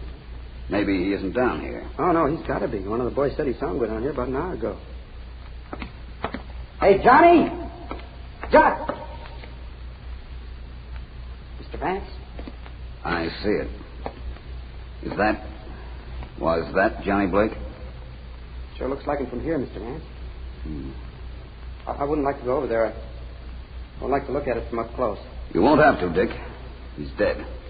I can tell that. I can see from the way he's crumpled up. What's that on the floor next to him? Well, that's a syrup pump. Vanilla syrup pump. We keep all of them down here in the morning where they can be scrubbed. Well, I'd say somebody hit Johnny over the head with it and killed him. Dick, who was it Johnny was afraid of? Don't ask me, Mr. Vance. I don't know. I haven't any idea who it was. No kidding. I wouldn't know, Mr. Vance. I wouldn't know. It might help me find whoever killed Johnny, Dick. Yeah, maybe, Mr. Vance, but I'd say that nobody can help Johnny anymore, and, well, I don't want to be in a spot where nobody can help me either. Dick, listen. Johnny's girlfriend, June Mills, told me part of the story. She told you about Tony? Vaguely. I need a little more information. Well, Tony's the reason I won't talk, Mr. Vance. See, he's a pretty tough character. June probably told you that Johnny borrowed dough from Tony, didn't she? Not exactly, but she didn't have to. As a matter of fact, Dick, you don't have to do any more talking either.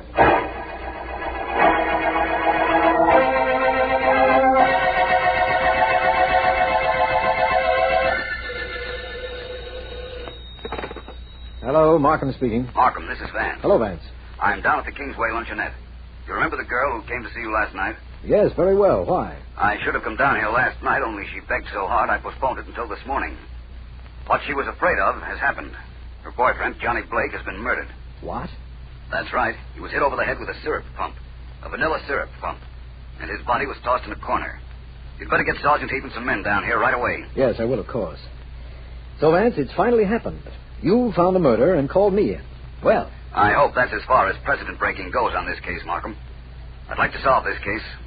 Incidentally, I have something to work on. You have? What's that, Vance? Johnny Blake's soda fountain partner, Dick Jackman, told me what it was that Johnny's girl was afraid of. He'd borrowed money from one of those small-time gangsters who lent money to soda clerks and barbers and small salaried office workers who have no security. Yes, we call them Shylocks, Vance. They're usually pretty hard customers. Are they, Markham? Well, I'm going to see this one. Maybe I can soften him up a bit.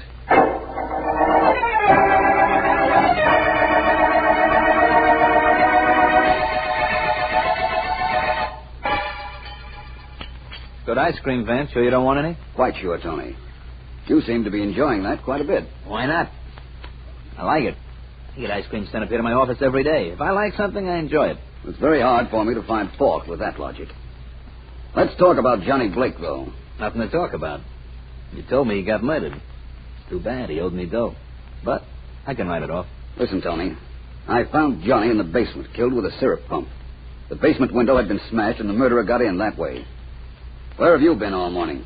Me? I'm right here. I got 6 people who swear I was here all morning. I have no doubt about that. You admit that Johnny owed you money and couldn't pay it, don't you, Tony? That's right, only I wouldn't knock him off for that. You see, now I'll never get my dough. That ain't good business, Vance. It might be in your line of work, Tony. You might credit it to advertising. That's pretty cute, Vance. You mean other guys will remember that maybe they should pay me what they owe me or they wind up like Johnny. Hey, that's pretty cute, Vance. I should have thought of that myself. Are you quite sure you didn't? I'm positive, but I'll remember about that, Vance. I wouldn't if I were you, Tony. Vance, haven't you got any curiosity? Or haven't you got any nerves? I assure you I have both. Why? You know those sounds you're hearing as shots. How come you don't ask about them? You'll tell me, Tony. You were just dying to tell me the minute I heard the first one. No wonder you don't eat ice cream, Vance. You don't need any. You're the coolest thing I ever ran up against. You want to know about those shots? Well, let's say you want to tell me about them. Yeah, I do. You see, Vance, those are my boys shooting off those guns. They're practicing. It's my idea. You like it? Not well enough to shout bravo. They have permits. Sure. That's my idea, too. I see. What are they shooting at? Well, right now it's targets. Targets I set up downstairs. They practice so that if they ever get in a jam, they'll be able to shoot straight. I got the idea from the FBI. How do you like it? I like it all right, Tony. Only I have an idea that anybody that commits a crime ought to be caught. That's something I got from the FBI.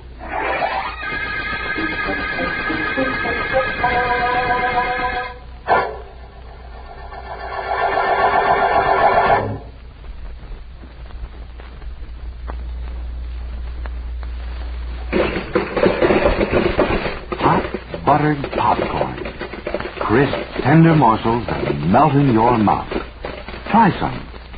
Easy to make with a West Bend corn popper that's easy to buy at your Pennzoil station. You can get this $7.95 electric West Bend corn popper for just $4.95 when you buy 8 gallons of Pennzoil gasoline. You save $3 on the corn popper, and you get extra value from Pennzoil's Power Pack Premium Gasoline. Satisfying premium performance at the price of regular. Stop in at your Pennzoil station and take advantage of this double benefit. Get 8 gallons of Pennzoil gasoline to give your car a new lease on life, and get your corn popper, too. There's a free bag of popcorn with each popper. So enjoy Pennzoil performance and enjoy crisp, hot buttered popcorn today.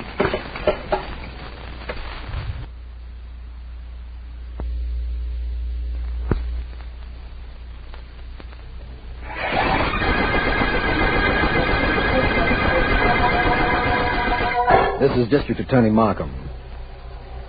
The Vanilla murder case began when Johnny Blake, a soda dispenser, was found dead in the basement of the store where he worked. Vance and Dick Jackman, another soda clerk, discovered the body and beside it a syrup pump which Vance found to be marked Vanilla. Vance has found out that Tony M. Rotti, a loan shark, had threatened Johnny. I've uncovered some information that might be helpful to Vance, and I've phoned him to meet me outside the basement window. He should be along any minute now because it's about Vance, is that you? Yes. Hello, Markham. What's going on that you couldn't tell me on the telephone? I could have told you then, I suppose, but I thought I'd like to have a private chat with you, Vance. First, though, here's the news. You sound like a radio commentator, Markham. No analysis, Vance. That's your department. I'll stick to the facts. You can tell me what they mean. You remember the girl who came to my office last night? June Mills, of course. Well, I've talked to her. And she admits to me that her father threatened Johnny. Oh? It's not too involved, but he didn't like Johnny. In fact, he threatened to kill him if he found him with his daughter again. Is that so? Definitely. Well, this little piece of information of mine gives you another suspect, Vance, right? No question about it. Where is Mr. Mills now? June and her father are at home. Sergeant Heath is keeping them there temporarily. In that case, I think I'll pay them a visit. I might as well clean up that little detail. Vance, I've given you some information, but you've been a little reluctant to part with any news.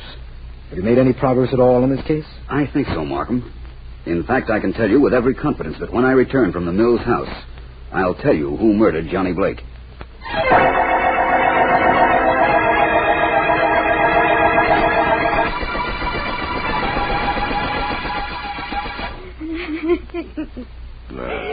No, stop crying, baby. There's nothing that crying will do that'll help. Let her cry if she likes, Mr. Mills. No. Surprising as it may seem to you, an expression of grief does offer a measure of consolation. Thank you, Mr. Vance. Not at all. Mr. Mills, I'm not going to do any routine questioning about your threatening Johnny Blake. That isn't important at the moment. The only thing that is important is who killed him. Well, it wasn't me. I hardly expected you to sign a full confession just because I decided not to question you, Mr. Mills. But on the other hand, saying it wasn't you doesn't absolve you either. Mr. Vance, I want to tell you now what Johnny was worried about. But I couldn't tell you last night. I don't care what happens to me now. I want you to know the truth. I think I know the truth, Miss Mills. And after this little talk I've had with you two, I think I know something even more important. I think I know the killer.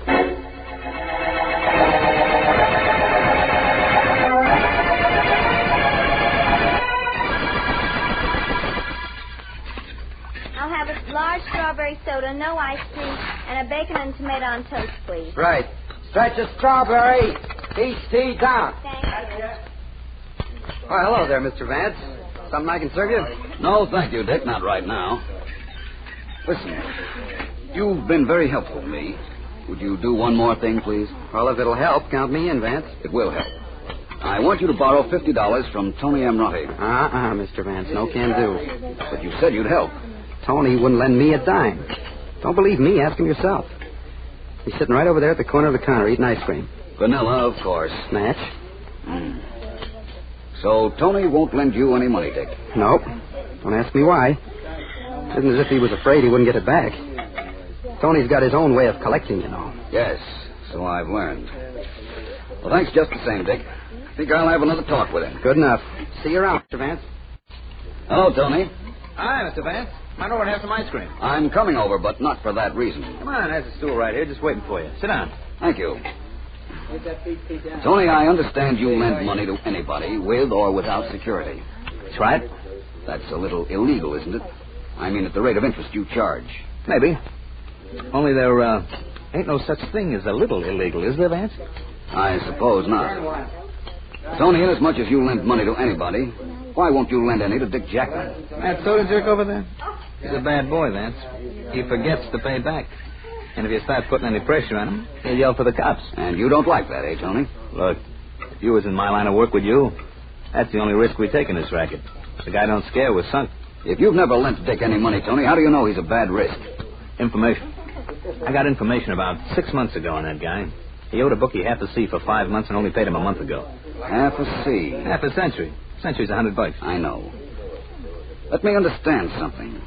Dick paid your bookmaking friend $50 a month ago. Just a little after Johnny borrowed $50 from you. I guess that's right. Coincidence, huh? Perhaps. Perhaps not. Well, thanks, Tony. I hope you enjoyed your ice cream as much as I've enjoyed this little chat. I'm only starting on my ice cream. Only one portion so far. Hey, Dick, another plate of vanilla, huh? Right. Coming up, Tony. Tony, you know where the district attorney's office is. Sure. Somebody once pointed it out to me. Why? Be there at 6 o'clock tonight. Unless you'd rather I had an escort sent to invite you down. I see what you mean. What do you want me there for, Vance? Oh, a lot of reasons. And you won't be alone. I'm going to ask Dick Jackman and June Mills and her father to be there, too. You're really going to want to come, aren't you, Tony? Am I? Why? Why? Because I'm going to name Johnny Blake's murderer. And I couldn't very well do that without you there, now could I?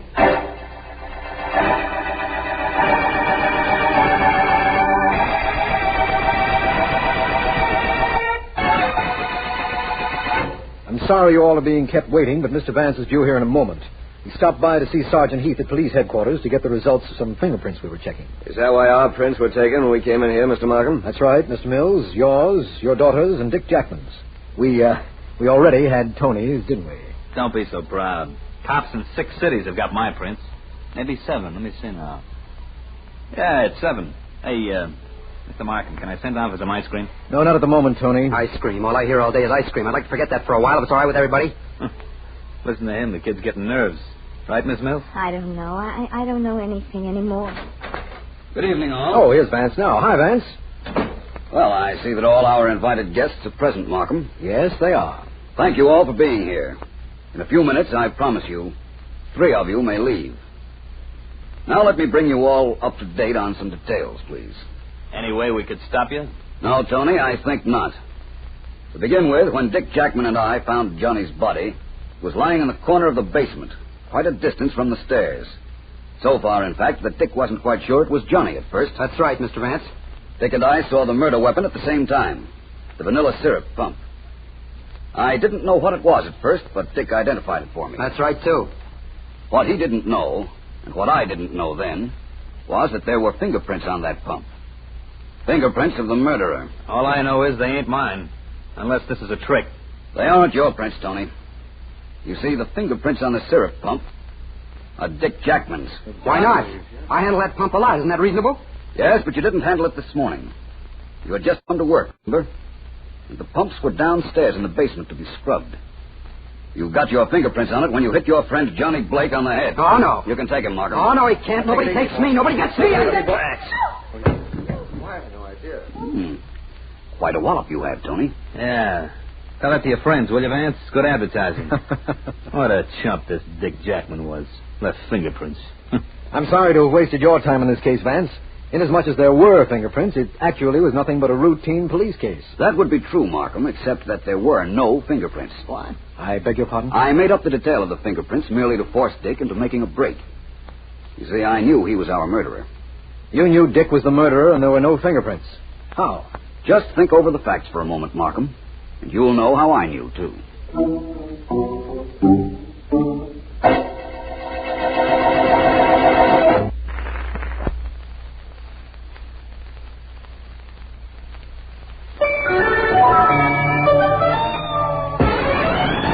That big okay at Beneficial. Get that big okay for cash today. Just pick up your phone and make a call for cash. The Beneficial way, it's the smart way, the right way to do. When you want cash, here's the thing to do. Get that big okay at Beneficial. Get that big okay. When you want cash to clean up bills, buy things, make home improvements, you name it, just call Beneficial Finance. You pick the terms, you pick the payments. So call Beneficial and get that big okay. Beneficial Finance Company.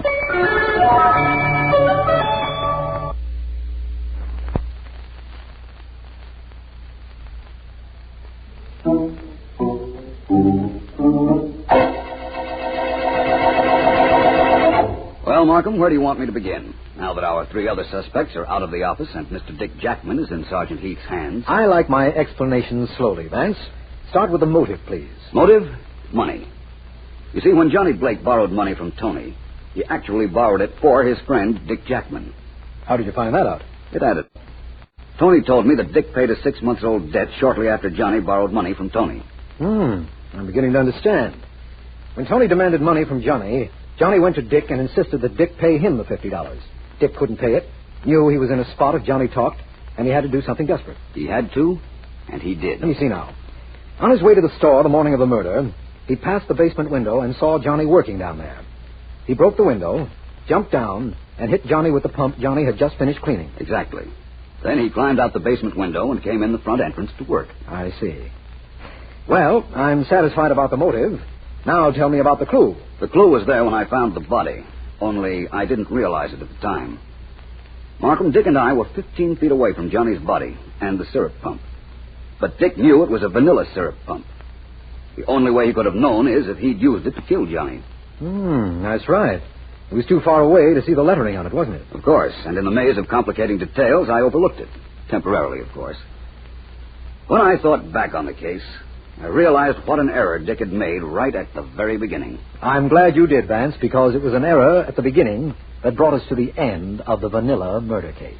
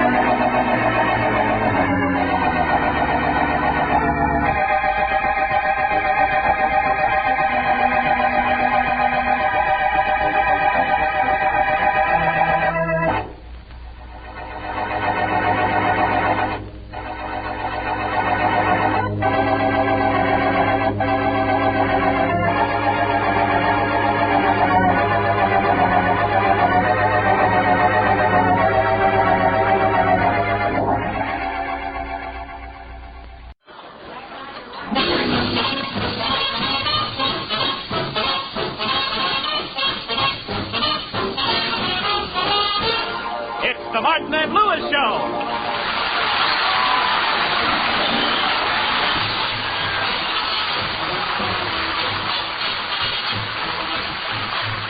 The National Broadcasting Company brings you transcribed the Neil Martin and Lewis Show. Our guest tonight, Bob Hope.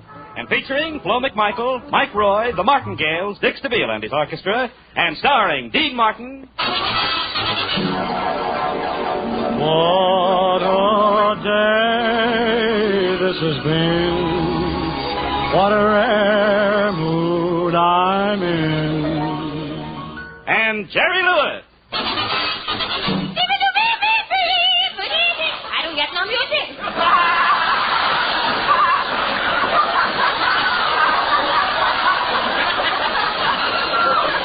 Jerry, I'm the singer on the show, and you're the comedian. Remember that? Then so stay in your place, will you? What do you want to stop pushing me around for? The show is hardly even started, and already you're trying to be the big man. Go ahead, kick me. Step on me. Wipe your feet on me. You're always poking fun at me. Oh, Jerry, stop. I don't poke any fun at you. Think of all the times I've defended you. You defended me. Of course, many times. You're so ungrateful. Ungrateful? What did you ever do for me? Give me a for instance. I'll gratitude you.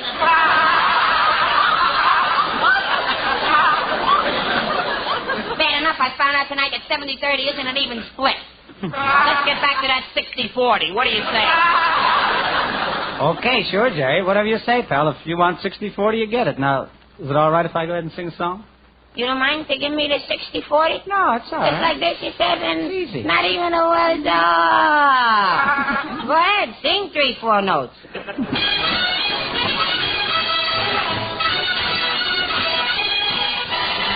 Pack up all my cares and woes. Here I go while I'm singing low. Bye, bye, blackbird. Where somebody waits for me, sugar sweet and honey so is she. Bye, bye, my blackbird. No one here can love and understand me. All the hard luck stories, they all hand me. So make the bed, honey, light the light. I'm coming home late tonight. Blackbird, bye-bye. No one here can love or understand me. All the hard luck stories, they all hand me. So make the bed, light the light. I'm coming home late tonight. Blackbird, bye-bye.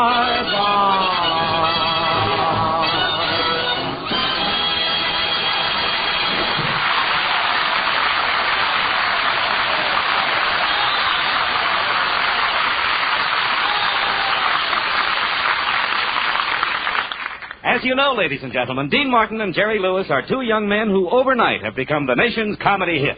And they're still rather dazed by it all. Now we take you back a few hours to this afternoon. We find the boys in their apartment getting ready, somewhat nervously, to go to NBC for their first radio show. Well, Jerry, this is our big day. We're actually going to do our first broadcast on NBC. Now, isn't that wonderful? Yeah, it's wonderful, Dean. Well, what's the matter? Aren't you happy about it? Happy? Oh, sure. Oh, buck up, Jerry. It's our big chance. Yeah, the opportunity of a lifetime. The greatest moment of our lives. We go down NBC, we walk out on a stage, and face all those people. And, Dean... Yeah? I wish I was dead. Well, it's the phone. It must be NBC again. What cowards we are. Why are we afraid to do our own radio show? After all, how big an egg can we lay? How big? Well, if we took a large hen and got it to hold back for 2 years... All right, Jerry, hold it.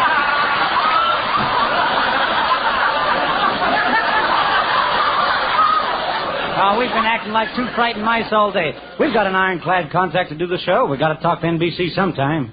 You're right. I'm not a frightened mouse. Answer the phone.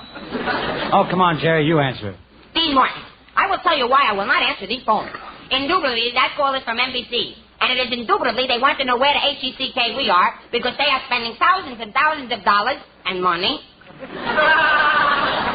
build a sensational comedy and musical extravaganza around us.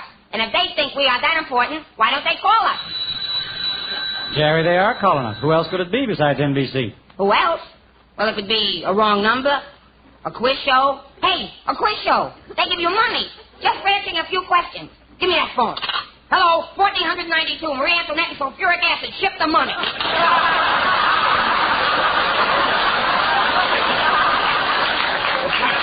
Jerry, we got to get down to NBC right away. Let's go. Dean. Yeah? I'm scared. Look, we've done all right so far. We shouldn't be afraid. We did all right in nightclubs, didn't we? Yeah, but those people pay $10 cover charge, so they had to like us. But at a radio show, the audience gets in for free, and at those prices, they can afford to hate us. But, Jerry, this is what we've dreamed about. All the things we fought for. Who knows? This could make us famous. Yeah, famous. We could even become important actors. Yeah, important actors. Our names in lights, celebrities, stars in pictures. Yeah, names in lights, celebrities, stars in pictures. I can see it all. Big hits in nightclubs. We're famous. Everybody wants us. Hal Wallace signs us for Paramount Pictures. NBC signs us for a radio show. We flop. Nobody wants us. Hal Wallace won't speak to us. Paramount hates us. We spend our savings. We can't get work. We're tramping the streets starving. We stop and press our noses against the bakery window. And Dean, what? I'm hungry. All right, Jerry, snap out of it. We got to get dressed and go. Well, I'm almost ready, Dean, but gee, I start to shake all over when I think of tonight being on the same show with Bob Hope. Gee, he's a big star, Dean, and well... Oh, don't worry. We'll get through it somehow. And by the way, Jerry, when you meet Bob Hope, don't make any cracks about his nose. No cracks about his nose? No, just shake hands with it and let it go at that.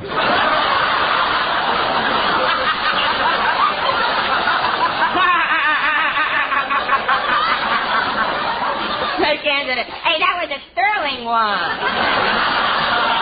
Look, Dean, you're the singer and I'm the comedian, right? That's right.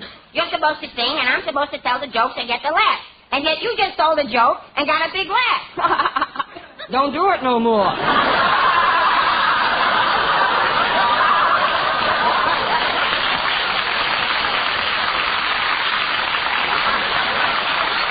Come on, let's go down NBC. Oh, not so fast now. Let me take a look at you first. Stand up. Wash your hands. Yes, partner. Wash your face. Yes, sir. Behind your ears. Look, I'm just going to broadcast. I'm not going to get married. Anyway, what about you? Did you bathe? Well, of course. I take a bath every day. You take a bath every day? Well, of course. Oh, Dean, I'm so unworthy of you. Ah, come on. Let's get out of this apartment. Who is it? It's a maid. I have to come in and clean the apartment. Okay, come on in. We're just leaving anyway. Oh, my goodness, just look at the condition of this room. What's the matter with it? It's clean. Well, then that's a break for you. You have no work to do. I don't have any work to do. That's fine. I'm the maid, and I'm supposed to clean the apartments every day. And if your apartment isn't dirty, then I won't have to clean it. And if I don't have to clean your apartment, I won't have anything to do for a half hour. So I'll go out in the hall, and I'll light a cigarette, and the manager will smell the smoke, and he'll come up to me and he'll say, what are you doing smoking a cigarette in the hall? And I'll say, I haven't anything to do right now. And he'll say, why aren't you cleaning the apartments? And I'll say, I didn't have to clean the apartments. And he'll say, oh, you don't have to clean the apartments, son. You'll get mad and fire me and all because your apartment is clean.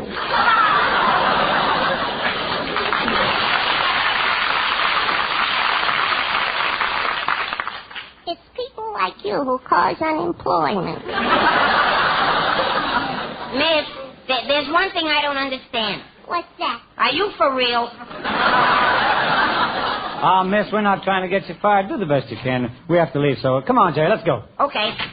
Oh, my goodness. Now what? There's a discrepancy in the bathroom.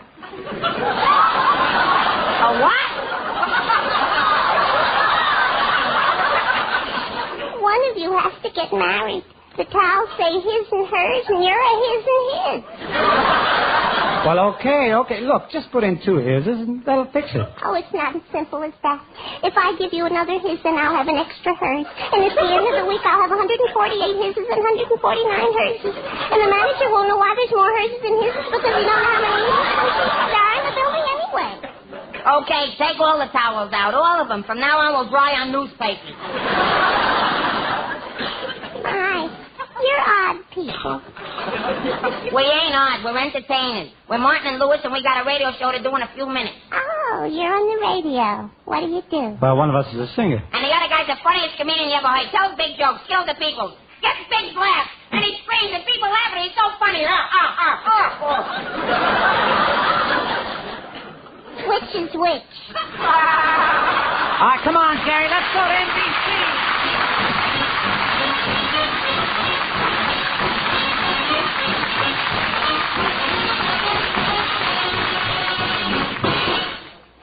Folks, let me ask a question. What about your future? Will it be a secure one? Well, the best way to guarantee security and happiness is to make your savings automatic, and to be sure your savings are in an investment which is absolutely safe. So tomorrow, join the payroll savings plan where you work. Under this plan, a sum is set aside from each paycheck, whatever amount you decide. And as it accumulates, it is invested in United States savings bonds in your name. U.S. savings bonds, the finest, safest investment in the world today. You'll be astounded how quickly those bonds will pile up, ready to be used for an emergency. Meanwhile, they grow in value, year by year.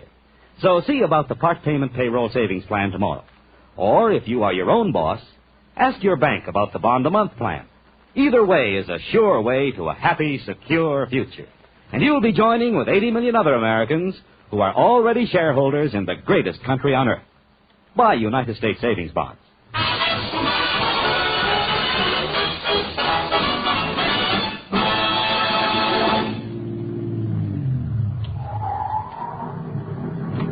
Well, this is NBC, Jerry. I'll park the car and you go on ahead.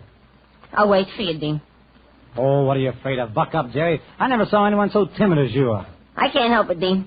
I'm so worried I got butterflies in my stomach. Now, take an aspirin. The butterflies will go away. I took an aspirin. They're playing ping pong with it. Go ahead, Jerry. I'll meet you in front of the studio. Bye. Bye.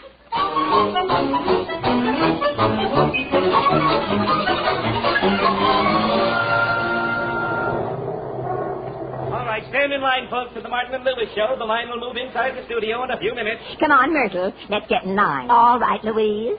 Oh, I just hope this Martin and Lewis show we're going to see is as good as Ladies Be Seated.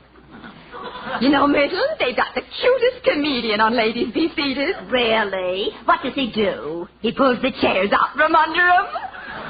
Oh, how ridiculous. You're always bringing me to these silly radio shows, Louise. Like that program, Life Begins at 80. What a foolish idea. Well, what's wrong with it? Louise, if I thought life began at 80, I'd have committed suicide 65 years ago. Pardon me, ladies. Can you tell me how to get into the Martin and Lewis show? We're going in, young man. Get in line behind us. We always come to see these new comedians the very first week. Oh, swell. Yes, we have to. They usually don't last for a second week. They don't, huh? Well, you don't know Martin and Lewis. They're the best comedians in the whole world. And I say that for two very important reasons. Bread and butter. Oh, I'm so anxious to see Dean Martin. You know, Myrtle, that Dean Martin's the whole show as far as I'm concerned. He really has talent. Now, wait a minute, lady. It takes two to make a team. Martin and Lewis. That's the team. They got to stick together. That's the way it is with any team. Where would Fibber be without Molly? Where would Kaiser be without Fraser? And where would Drew Pearson be without President Drew? Doesn't quite fit, does it? Hey, Jerry, I parked the car. Let's go inside. What are you standing in this line for? Oh, it's Dean Martin! Hello, girl. Mr. Martin, don't tell us that this odd-looking young man is your partner. That's right. He's my partner, Jerry Lewis. You see, Myrtle, I told you that Dean Martin was the whole show. Oh, now, just a minute, ladies. Jerry isn't so bad. In fact, he's a very nice guy. He's a wonderful guy. Why, Jerry's the important half of our act. He's the talent. He's the one who gets all the laughs. He's the one the critics rave about. He's the one the people love. Oh, what a hand. Well, I'm sorry. We have to go, ladies. Come on, Jerry. We've got to rehearse. What are you going to sing, Mr. Martin? I'd like to get you on a slow boat to China. It's a deal. Get the tickets and I'll meet you at the dock. Come on, Terry. Let's get inside the studio.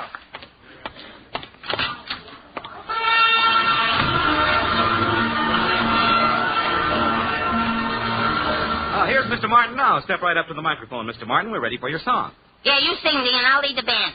Lead the band, Jerry. Do you know anything about leading a band? Do I know anything about leading a band? I just suggested leading the band, and you have the nerve to ask me if I know anything about it. What do you? Well, no. But don't worry worry about me. You take care of the singing, and I'll take care of the conducting. You'll take care of the what? I said you take care of the singing, and I'll take care of the conducting. Why do you leave that last word up in the air?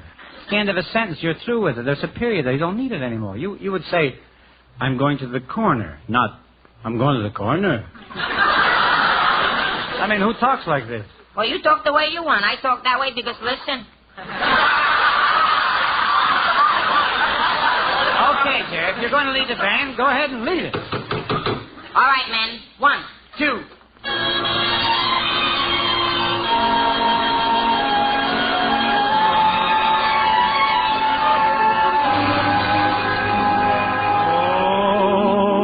Daddy made up this lullaby just to sing it to you.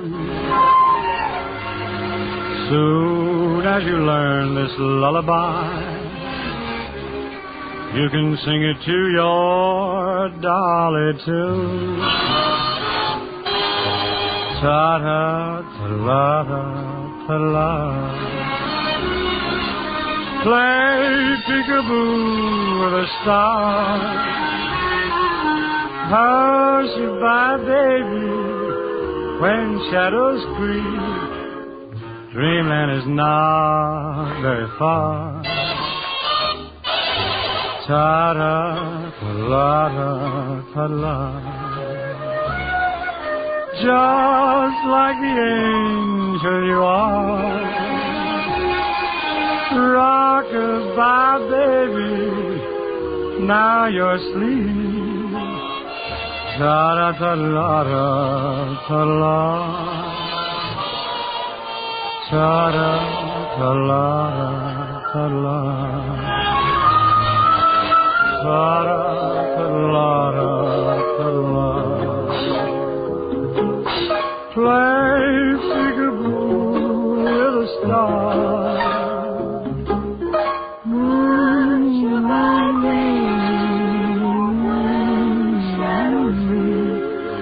Dreamland is not very far.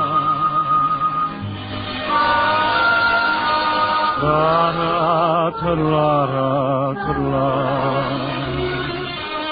Just like the angel you are. Rock-a-bye, baby, now you're asleep. Ta-da-ta-la-da-ta-la. Ta-da-ta-la-da-ta-la.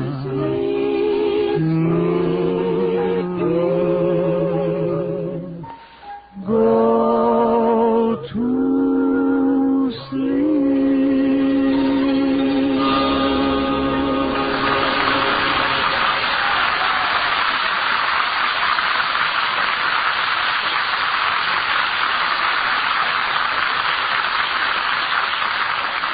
Ah, lovely, Dean, beautiful. Incidentally, folks, Dean Martin has recorded that number for Capitol Records. Friends, a good education takes money, lots of it. And certainly you want your boy or girl to have every educational advantage when he starts out on his own, won't you? Well, to be sure, the money will be there when you need it. Start an educational fund now. Invest in United States savings bonds. They're guaranteed by your government. If they're lost, stolen, or destroyed, they'll be replaced without charge. And they grow in value until in 10 short years, you get back $4 for every $3 you invested. Now, that's real profit, isn't it? So plan a fund for your child's education. Join the payroll savings plan where you work, or if you are self-employed, the bond-a-month plan where you bank.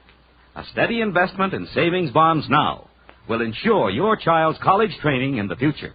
Buy United States savings bonds.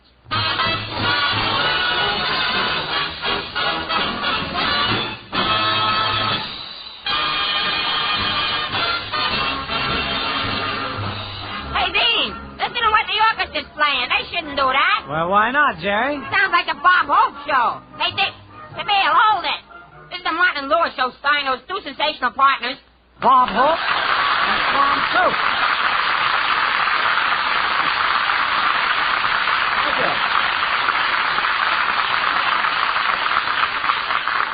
Yes, sir, those two sensational partners. Bob Hope and Swan Soap, the famous floater and the famous sinker. Ladies and gentlemen, I'm here tonight to perform a very pleasant task. As you must know by now, Dean Martin and Jerry Lewis are two young and very talented fellows whom NBC has adopted. I'm sure they'll bring you many hours of top entertainment, and I'm sincerely honored to be here and welcome to the network the handsome, talented, gorgeous voice, Dean Martin. Well, thanks, Bob, for all the wonderful compliments. And his partner, Jerry Lewis. Thanks, Bob. Now, thanks, Bob, for, I don't get no compliments. Jerry, is that any way to talk to Bob after he comes all the way down here to wish us luck? I think it's very swell of him. Oh, it's nothing. I didn't have anything else to do this evening. It's the maid's night off.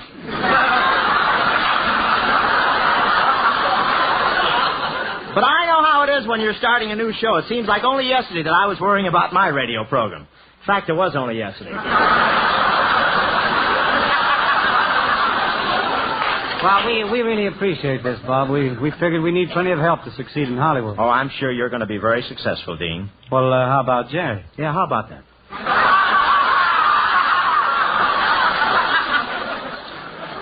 Oh, come on, Mr. Hope. Stop making with the jokes like that. You promised you'd make us seem funny. Well, don't worry about it, Jerry. No comedian's ever going to top that top of yours. Tell me, who does your hair? Are you Bangy? Nobody does it. I just get out of bed, and if I can't see anything, I know my hair is combed. Well, Jerry can't help the way his hair looks, Bob. You see, when his parents found him on the doorstep, they threw him away and raised the Fuller brush sample. Well, that's hair, huh? He looks like the boy with a green Brillo. What's the matter with my hair? It's hair, ain't it? Are you asking or telling? I'm wondering.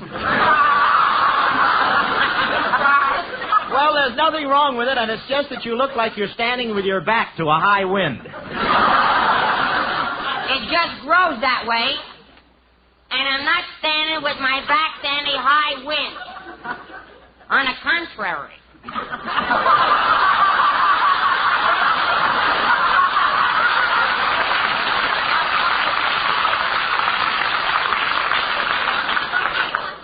Look, Bebop.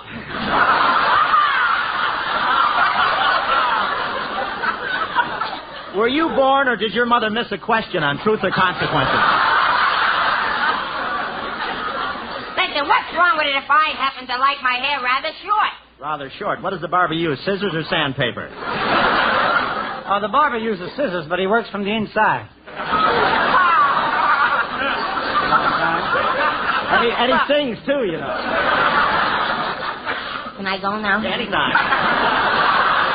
That's all we can get with that. Go, it's all right. Well, it just so happens I have to keep my hair short, Mr. Hope. Every time I let it get any longer than this, my knees buckle. It didn't pay. Can I go now? Well, I want to tell you, you boys are going to be working pretty hard from now on, so, Jerry, you've got to build up your strength.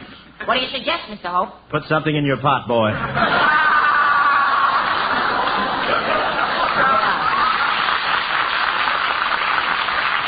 Oh, Jerry will fill out when he gets a little older, Bob. You know, he's not as old as some comedians.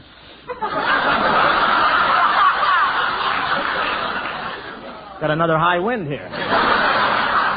Don't look at me when you say that, you West Point victimone. You're looking at a man of 31, you know. No laugh? 31. 31. 31. He keeps doing it till he gets a good reading. Wait a minute, Mr. Hope. I saw your birth certificate, and you're not 31. Jerry? Don't try to stop me, Dean.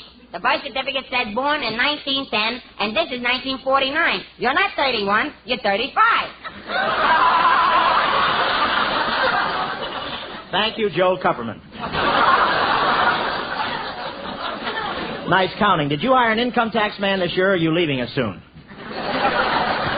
I see how young he is, Bob. It was embarrassing when we were working in nightclubs. It was embarrassing? Yes, after we finished our act, Jerry would step up to the bar and order 3 fingers of Mead's formula with a pablum chaser. I know. The other night he was on my show. After every joke he told, I had to throw him over my shoulder and burp him.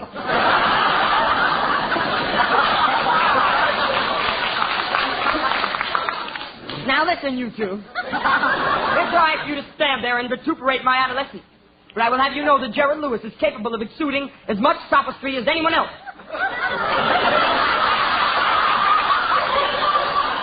Jerry. Yes?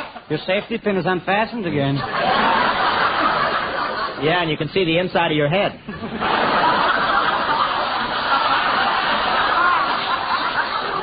You fellas are just jealous because when I go over to Paramount, Jane Russell holds me on her knee. Where do you think she holds me? Off? You peaked. You know, Bob, we envy you making pictures with all the big stars. Did you have a hard time getting started into show business? Hard, Dean? Yes. You know, one time in New York, I lived for 6 months on nothing but donuts. Every time I'd ask an agent for a job, I'd get so nervous I'd break out in powdered sugar. Fortunately, I had a partner who broke out in cold coffee.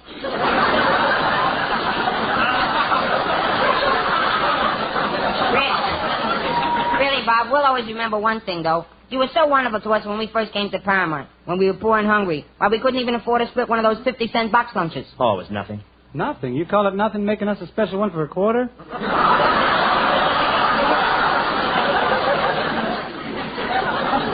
Well, I came out all right. I just used less Swan soap in the salad. Hey, you boys are making a movie now. How do you like acting, Jerry?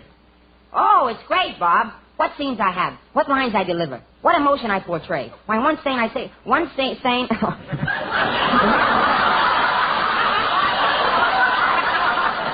Start over. It's tape.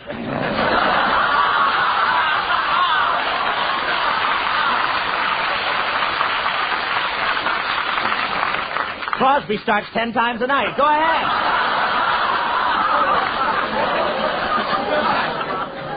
I better hurry. We'll be here till Christmas. All right. Why, yes.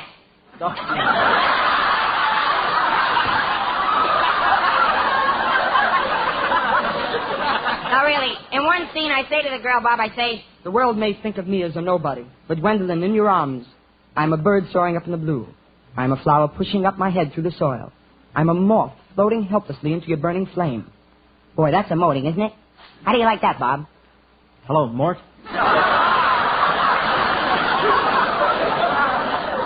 Jerry, tell me one thing. What's that? Are you for real?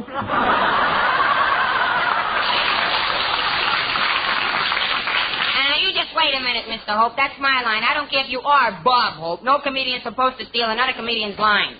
Okay, Runt. What are you going to do about it? Hello, Mort.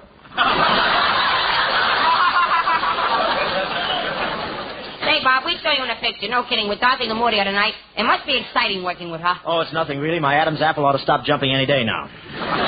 How about that scene where Dorothy was dancing the hula? She started out slowly, but when she shifted into second, wow.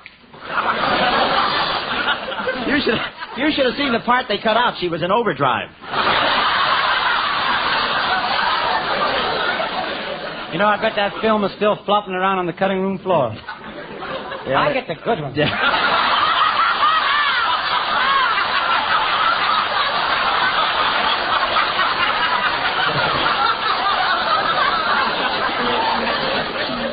I had one that I thought was pretty good, but you ruined it right now.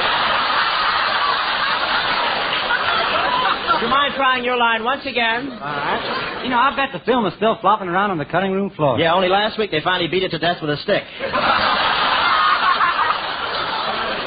Thank you very much. Say, by the way, fellas, I'm throwing a little reception for you guys tonight after your show. Oh, a reception for us? You hear that, Jerry? Yeah, can you get some girls, or is this too sudden? We'll be... Oh, step all of it. It's nothing at all. Just that's me. Yeah, what? Would you mind? You're not exactly Saratan to me, you know.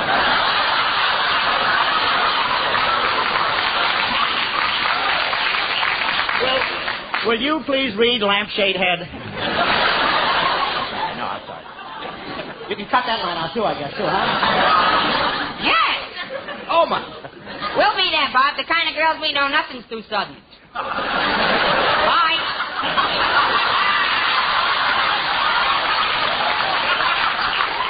Wait, I'll get my hat and go with you. And another thing, fellas, it's going to be a formal party. It's formal? Yeah, bring your own pool cue. It's really going to be a swell affair. Sounds good, Bob. Are you going to have champagne? I get a straight line standing here. Funny how those strange words came out all right, you know? I don't want you guys to get upset, but I don't like how well you're working together.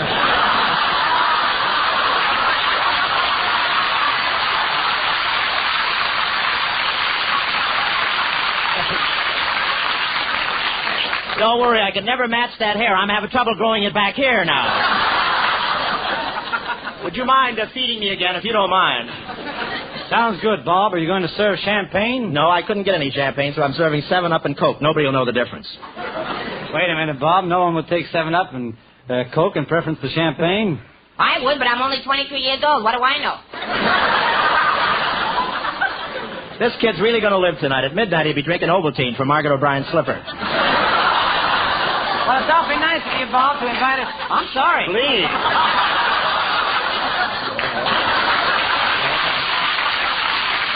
Well, I hope you folks are enjoying our career.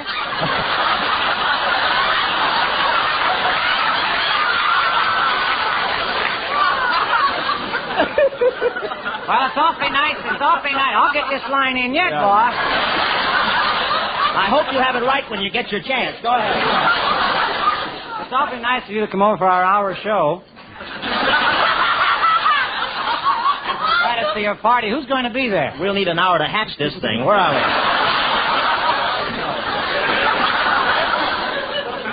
we? You got me confused. You've read every line on this page.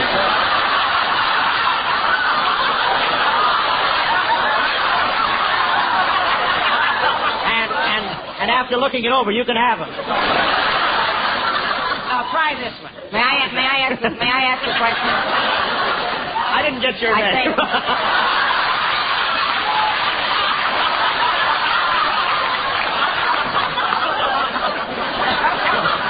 Why not? Why not? I'm helping to kill you too. You might as well. Step in, Jerry. Step in. Jerry Colonial. Listen, I just wanted to tell you fellas that the man in the control room is laughing, but he's burning. We're very lucky if he's still with us, isn't he? He must be nailed down. Go ahead. Yes, Bob. Who is going to be at the party? Is that it?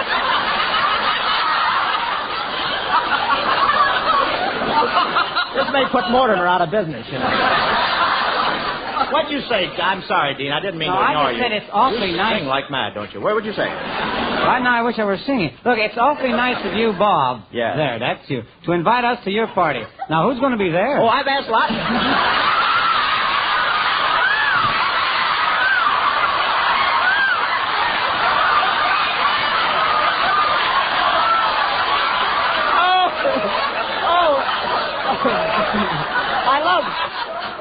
I love those lines where they go upstairs for the last ball.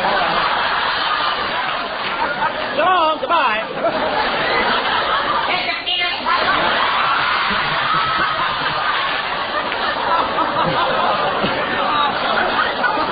Nothing like getting a fresh start. I say, are you sure Abbott and Costello started this way? Oh, hello there. We're doing a quartet now. Bob, You're still talking, isn't it, doll? who's going to be there? At the party. Huh?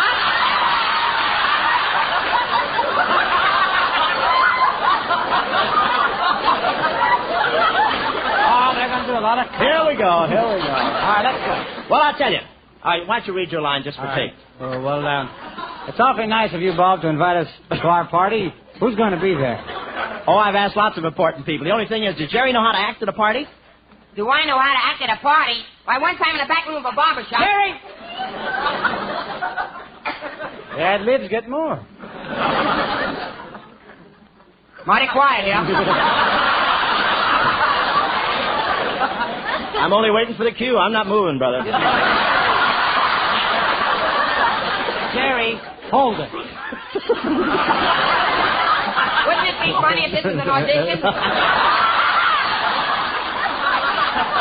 Oh, CBS don't know how lucky they are. I was only thinking, maybe Jerry will be a little raucous. Raucous? Me? Don't ever worry about Jerry Lewis being raucous. I'll make more noise than anyone there. Look, Steel Woolhead. I hope you understand I've invited big names, people of refinement and breeding and culture. Oh, that's all right. Refinement and breeding and culture pour out of me like sweat off a horse's neck. He sounds like a peeping... You going to pull another bladder, or are you through with that? Hey, what's with me? I didn't do nothing. Maybe when I'm in the business as long as you. I doubt if you'll make it. I'm trying. You're a sweet boy, that's all. You really think so? I do. That's why I'm here. I'm not really after him. Say,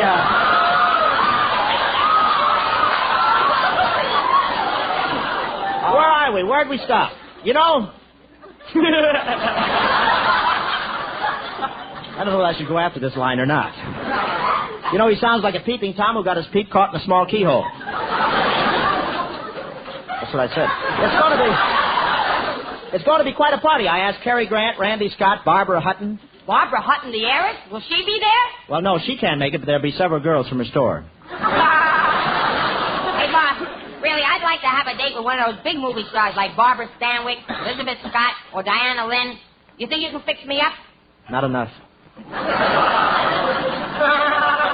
Just a minute, Mr. Hope. There's just one thing I'd like to say to you. Perhaps I don't look as good as some others with a physique, but it's arbitrary to me to piston for having one of those persons that shouldn't have... The cops are here.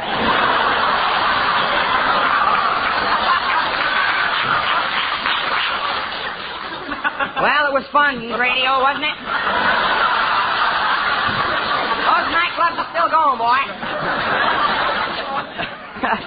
Take it fresh, Jerry. Just a minute, Mr. Hope. There's just one thing I'd like you to... It's too close to the paper. I'd like you to know that people that have an opinion of someone that's got a physique like mine may not consider themselves more or less on the position that I am. Not of that. I've known many people that consider themselves, but not me. When I'm well enough to arbitrate, then I'm not sure enough.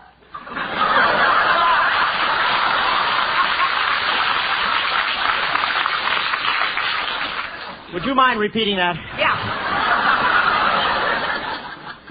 Say, never mind. I've got to go now. See you at the party tonight. Well, okay, all kidding aside, it was nice of you, Bob, to come down and help us get started. We really appreciate it. While we're talking this way, Bob, there's something Dean and I have been wanting to say to you for a long time. What's that, Jerry? Well, Bob, we don't know what we'd have done without you since we arrived in Hollywood. You've always been willing to give us a helping hand when we lacked courage and confidence. There was always you to go to. We could confide in you when we feel blue and all alone in the world. We could come to you with our troubles. And, Bob... Yeah? You're the type of guy we've always wanted for a mother.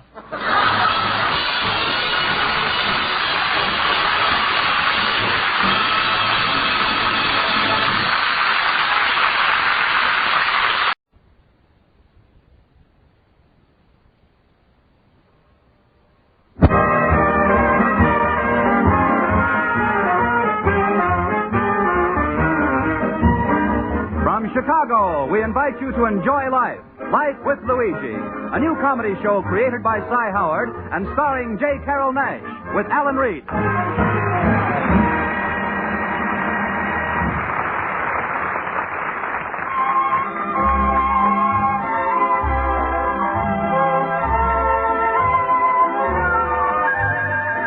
A year ago, when Luigi Basco left Italy to start his new life in America, he promised his mother that he would write her and tell her about his adventures. So now, we look over Luigi's shoulder as he writes another letter to Mama Basco in Italy. Dear Mamma Mia, America is full of wonderful surprises. And yesterday is one more surprise for me. In Italy, if you want to grow a tree, it takes a couple of years. But here in America, it'll happen overnight. Yesterday, I passed a big lot on a corner Holstead Street. It's empty. This morning, I passed the same lot, and the Mamma Mia is a whole forest of a Christmas tree. I guess the soil in Chicago is pretty good. Or maybe, fella, he used a special kind of seed because each tree should grow with a little price tag on a branch. Right now is a big holiday excitement all over America. And the signs all over, they say, There's only 4 more shopping days until Christmas, so shop now. Hurry up. I begin to hurry. Then I look into my pocket. For me, it's no rush. Pasquale, my countryman, who owns a spaghetti palace next to my antique shop, and who bring me to this country, he tried to give me a surprise yesterday. He invited me in his house. He hangs 60 yards of mistletoe over the head of his fat daughter, Rosa. Then he tells me to kiss her. Mamma mia. It's more fun to kiss the mistletoe. Anyway, I'm not thinking about the Rosa right now. There's no school this week for little kids. So my 12-year-old general manager, Jimmy O'Connor, he's having a good time. This afternoon, he comes back from a park and he says, What's on the fire, boss? You smell a smoke, Jimmy?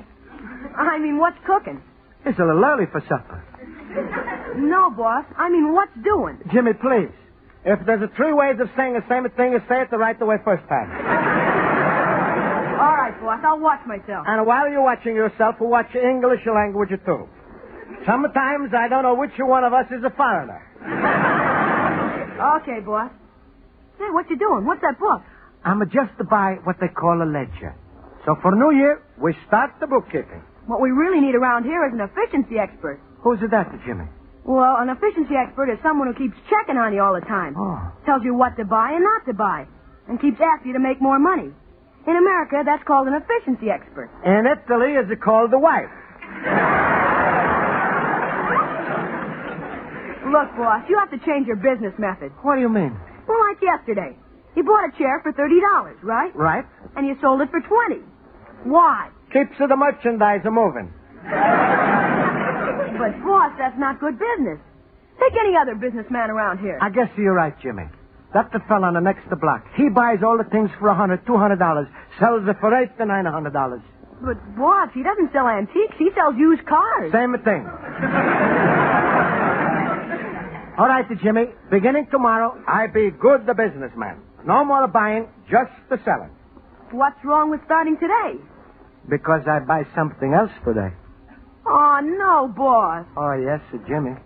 See, it's right in the window. That silver cup? Yes. How much? I buy it for $50. 50? It's cheap. I call up Dr. Simpson from museum. He's going to look at it. I think it's a Colonial. But, boss, that only leaves us with $20 in the bank. What can you do with $20? Don't worry. I figure out some way to spend it. It's a customer. Merry Christmas. Merry Christmas to you, sir. My name is Johnson. It's a fine American name. I'm Luigi Bosco, fine Italian name. I noticed that silver mug in your window. How much are you asking for it? Too much. Well, it's for sale, isn't it? Sure. Jimmy. But Mr. Johnson wants to buy it. How do you know he wants to pay what I'm going to ask? Well, what are you asking for that mug? $100. Fine. Oh, that's great. You sure you want to pay $100? Yes? You're too anxious. How about $200?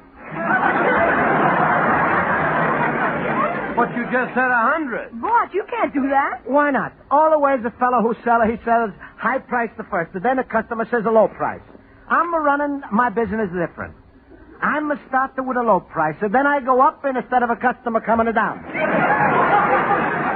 Well, if I said okay to 200, your next price would be 300. That's right. That's ridiculous. Now we're getting it someplace. I've never done business with a man like you. That's because this is the first time of you in my store. Nobody's going to pay you $300 for that cup. I hope so. That's the way it's a $300. We can't both be crazy. I explain to you, Mr. Johnson. I only buy this cup this morning. Well, what's that got to do with it? When I get a new thing, I like to keep for 2-3 months. Then maybe I sell. You're the first antique dealer I've ever seen who ages his own antiques. Goodbye, Mr. Basco. Goodbye, Mr. Johnson. It's a pleasure to do business with you. Merry Christmas. Boss. I know what you're going to say, Jimmy, but don't worry. Is there going to be other customers? Like Uncle Pietro say, is there plenty of fish in the sea? The bigger the bait, the smaller the fish. The smaller the fish, the bigger the bait. What does that mean? I don't know. I think maybe Uncle Pietro is a drunk when he say that. Now go in the back and wash your faces, Jimmy. It's all dirty. I was playing football with the other kids. That's all right. There's no excuse. So go ahead and wash your face, then go out and play some more football. Well, maybe I'll polish up a cup. It's a wonderful old cup. Older than the United States. People is born, fight, die. But a smaller silver cup will live. Maybe I become a philosopher instead of antique dealer.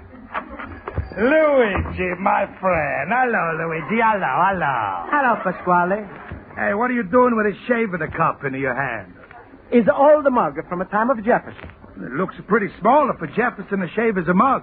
No, it's not for shaving. It's old Colonial silver drinking cup. What are you talking? A cup is a cup, that's all. But there's a big difference between cups. I explain. When the people run away from Europe a long time ago, they come here without a furniture, without anything. So when a fellow want to drink, he have no cup. What's the matter with the paper cups? Pasquale, in the olden days... Never mind, Luigi. You in the olden days, old antiques. That's the trouble with you. Everything in this place is old. Even you getting old. Can't help it. It's not possible to get younger. That's why I'm coming over to talk to you. I'm worried about your future, my little man. I'm thinking about it, too. I'll save you the trouble. Because without a Pasquale, you've got no future to think about.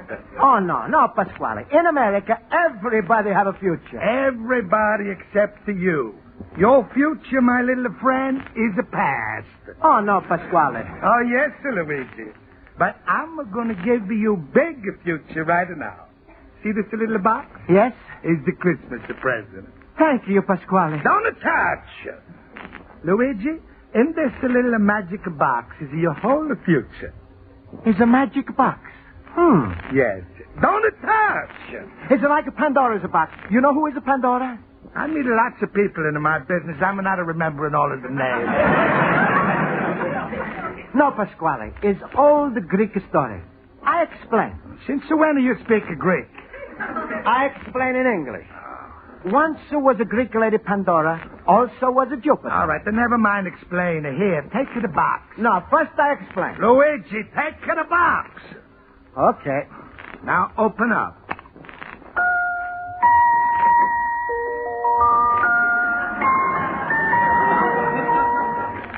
No, Pasquale, I don't marry Rosa. Wait.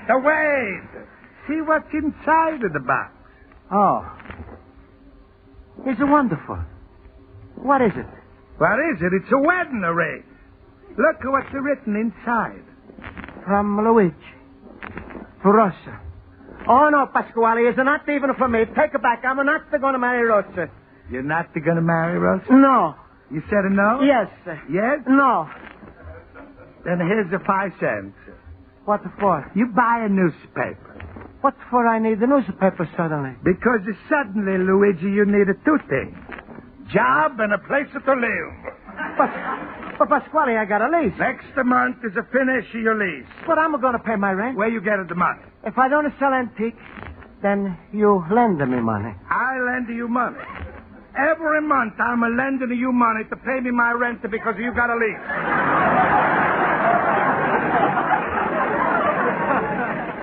Luigi, from now on is no more lend a lease. But Pasquale, my business. Business? You're making me laugh. Business. Where's your customers?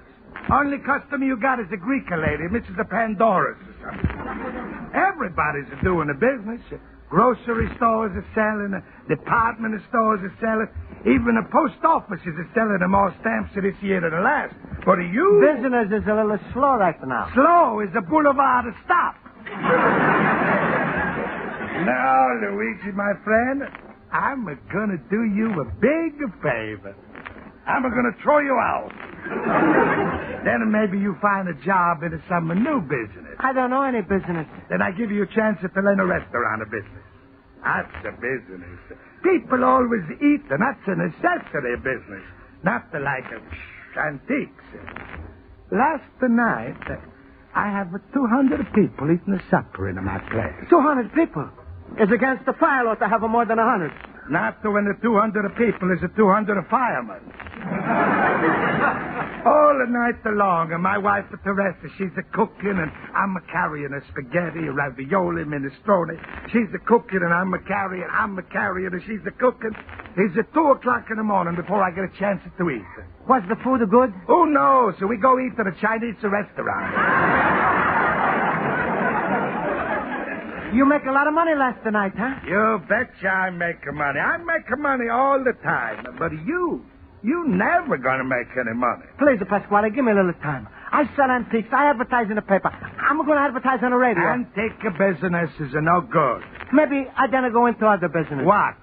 Maybe I get a job teaching English to foreigners. You foolish man, Luigi, but Pasquale, your friend, knows the way to clear all of your problems. And you have a Merry Christmas if you marry. What do you say, my son? Goodbye, Papa.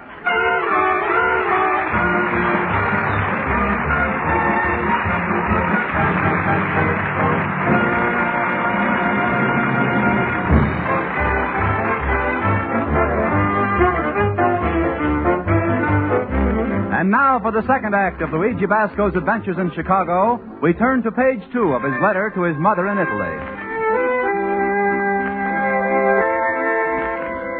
So, Mamma Mia, maybe Pasquale's right.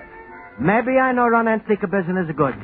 So I have a big talk with myself, and now I'm going to be a first-class businessman, just like other Chicago fella, Mr. Sears the Robot. I'm going to sell everything in my store. And if a customer don't pay me his price, or if he don't pay me my price, I compromise. I sell it to his price. Also, I'm not going to be afraid of Pasquale anymore. So I go right away over to see him. Pasquale, I'd like to see you. Not now. I'm busy with important fella. Run along, little antique man. I'm coming to see you later. Okay, Pasquale. Go ahead, Mr. Johnson, before we interrupt you. That's the fella. You know him? Sure, I'm bringing him to this country. I'm his landlord. He's my best friend. He's a very peculiar guy. I hate him. I'm going to throw him out.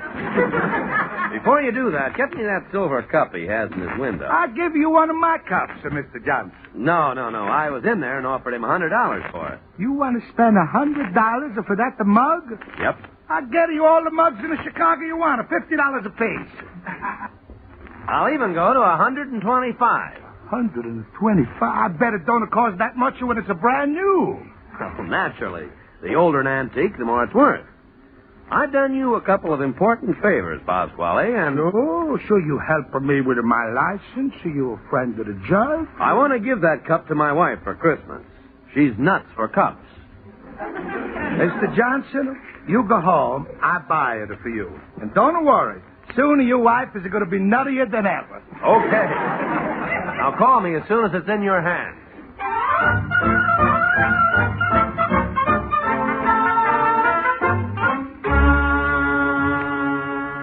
Luigi, my friend. Hello, Luigi. Hello. Hello, Pasquale. I'm sorry I was busy when you come in. What do you want to see me about? Please, Pasquale, maybe you change your mind about the lease. Maybe you don't push me out. Push you out? Who's going to push you out? You don't remember? I hear you with my own eyes. Must be another Pasquale, Luigi. It's impossible. It can't be two Pasquales. Oh, you're wrong, Luigi. It's a big tragedy in my life because it is two Pasquales. Luigi, I'm a little double alive. I'm a man with two faces. Must be extra work when you shave in the morning. Now, don't make a father, Luigi. It's really two Pasquales. He's the one Pasquale who's a mean, selfish. All the time he's hollering, pay me my money or marry a Rosa. That's you. Then is the other Pasquale. He's a gentle fella. He's kind to people. He's happy to lend certain people money. Is it too bad that's the Pasquale he don't come to America? Luigi, you must forgive me things I do sometimes. It only happens when the bad Pasquale, he wins over the good Pasquale. Pasquale, you ever hear of a Dr. Jekyll? Where has he got his office? Is a story. Dr. Jekyll and Mr. Hyde. See, is a one man outside, but inside is a two. I explain. Listen, Luigi, no explanation. I'm going to come over here now to help you out. You going to help me out of store? Stop with this foolish talk. It's Christmas time. I was going to give you a little money. You're going to give me money? Sure. Here's the $25. Take it before Mr. Hyde. He grabs it back. No, Pasquale, I no can take money just like that. It's no use of being proud of Luigi. I'm your countryman, your friend. Take. But how I pay you back? Well, if you feel that way, maybe you're selling me antique for my money, huh? Then it's strictly a business deal. I never think of you interested in statues. No, not a statues. I'm thinking about that cup you have at the window. What for you want that cup? I'm very much interested in that cup. Oh, sure. It's old Colonial. Maybe even Washington sip a little wine from that cup. Ah, George Washington, eh? Then I tell you what I do. I put this cup in my window, and I put up a little sign. George Washington sip here. It's a nice idea, Pasquale, but I'm paying $50. I'm losing the money if I sell for $25. I'm only sorry for you for $25 a word. Then I don't sell. Okay, I give you $50. When Pasquale is you want to help a friend, expenses are no object as long as it doesn't cost the money. Why you suddenly want to buy this cup? I love antique cups. Since when? Since before. What happens? Luigi, you ever catch me telling the truth before? No. All right, Luigi, I'm going to come clean. He's a big political fella, Mr. Johnson, and he's do me lots of favors. He's bringing lots of customers into my store. I promise him a cup for his wife. I'm sorry for you, Pasquale. Luigi, if I don't get this cup for him, I'm a ruiner. Mr. Johnson, he don't do me favors. His friends, they all stop eating in my place. And then what? They eat in a Chinese restaurant. But I'm going to go bankrupt. I'm going to kill myself. Goodbye, Pasquale. It's the last straw. Comes at the end of the month, out. There's no more antique stores. There's going to be Schultz's and Delicatessen. No more antiques, hot dogs. I'm going to fix... How much is this politician fella he offer for cup? $100. You tell her the truth, Pasquale? Luigi, would I lie for $25 a profit? How you suddenly make a $25 profit? It's just simple. Mr. Johnson, he's offer $100 for the cup. I'm going to give you $75. And you make a $25, I make a $25. It's a 50-50. What do you say, Luigi? And take a cup and I'll cost $100. But, Luigi, you pay $50 for a cup this morning. Why is it suddenly $50 more? Antique is now 8 hours older and is worth more. All right, Luigi, I'm never going to forget this. Here's $100. It's a one condition. Pasquale, you ever hear of a Bill of Rights? I'm no interested in your bills. It's not my bill. It's a government bill. All right, so when they send me, I pay. No. You don't understand. Bill of Rights is from old days. You ever hear of a Jefferson? Sure. It's a street here in Chicago. No, not that one. Thomas Jefferson, he's the right to this Bill of Rights. I explain. See, Pasquale, after the Revolutionary War, they make a first the Constitution. I don't care what they make. I'm interested in the cup. So Mr. Jefferson, he say, must protect the people.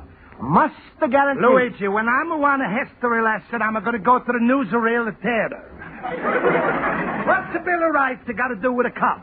If you want to buy cup, then you sign Luigi Basco Bill of Rights. Okay, I sign. First I must write. Right. First, freedom of the press. Freedom of the press? Means you must never press me to marry Rosa.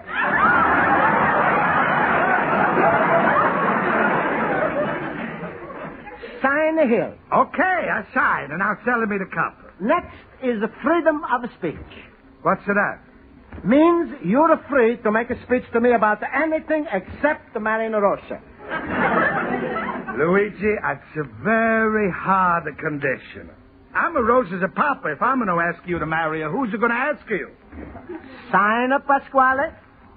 How's about I'm only can ask you on a Sunday? Well, okay. I make amendment, Pasquale. You promise you never ask me to marry Rosa, especially on a Sunday. Sign here. Okay, I sign. And now the cup. Wait, Pasquale. Now I hang up for Luigi Basco Bill of Rights next to this picture of a Jefferson, where you can see it all of the time. All right. Give me the cup. First, give me the $100. Here. Thank you, Pasquale. I'm a really good businessman, no, Pasquale? You're improving, Luigi. But you still got to wake up at 3 o'clock in the morning to beat a Pasquale. Now, I'm going to sell this a cup for $125. So how you like that? Eh? Mamma mia. Mind if I use your phone, my good business friend?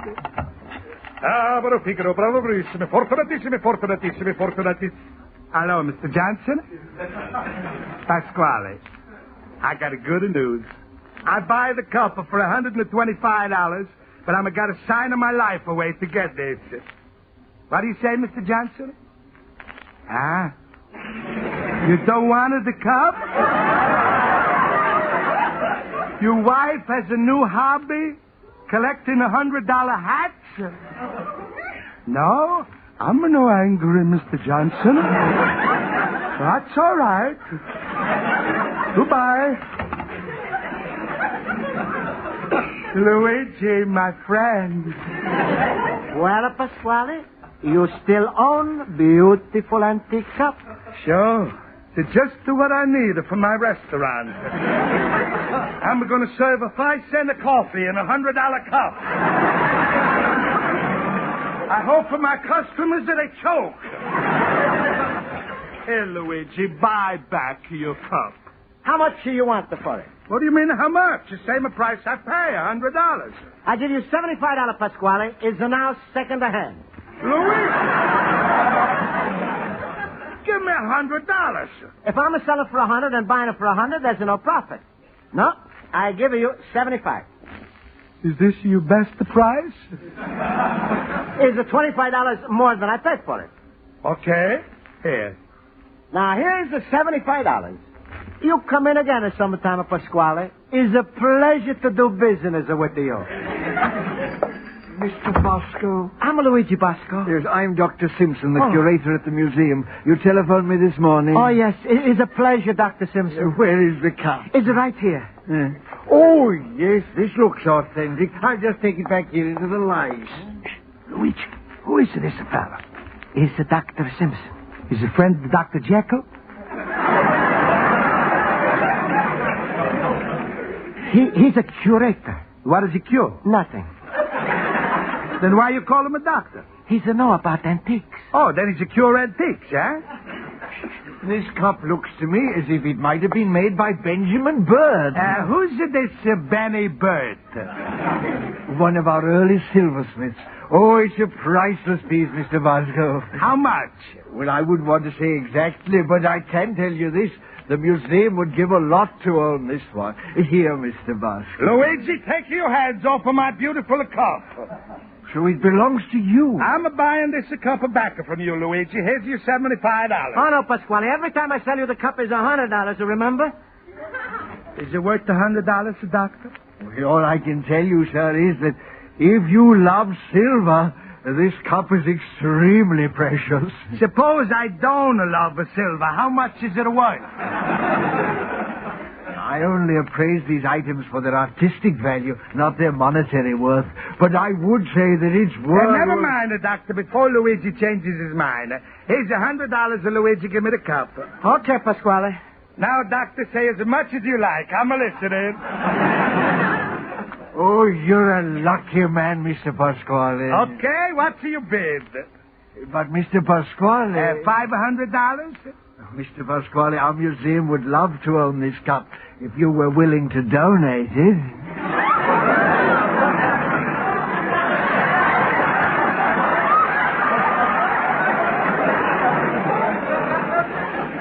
What's it mean, donate?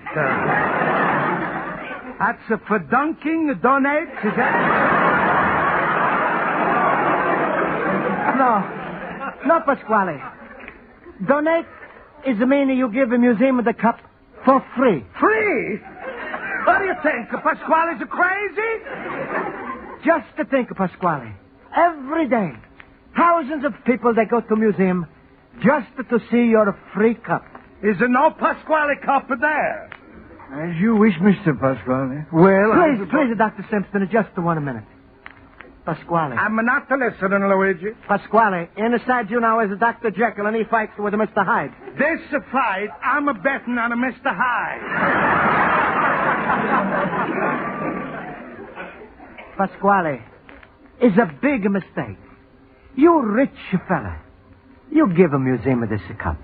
It's a wonderful thing for all Italian people when you do this. It show them you kind man, a good man. And every day is thousands of people, they see your name on a little piece of bronze under the cup. Little piece of bronze.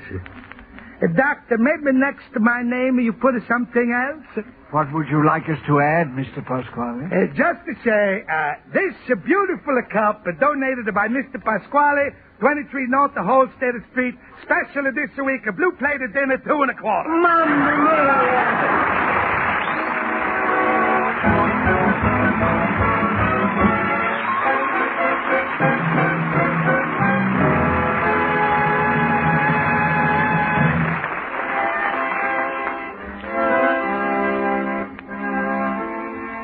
So, Mamma Mia, I'm making a little money. So Jimmy and I, we're going to have a nice Christmas. Maybe we go ice skating in the lake. Rosa, she says she want to go too. But if she fall once, there's no more ice skating season. It's the start the rowing season again. Anyway, Mamma Mia, I'm wishing you a very Merry Christmas. It's the most wonderful sound in the whole world when a church bells ring. And the people every place, they shake hands and they say, Merry Christmas. Across the ocean, Mamma Mia, I send you best wishes for a Merry Christmas and the peace on earth. P.S. Your loving son, Luigi, the little immigrant. Life with Luigi is a Cy Howard production that is written by High Clapp and Cy Howard and stars J. Carroll Nash over CBS, the Columbia Broadcasting System.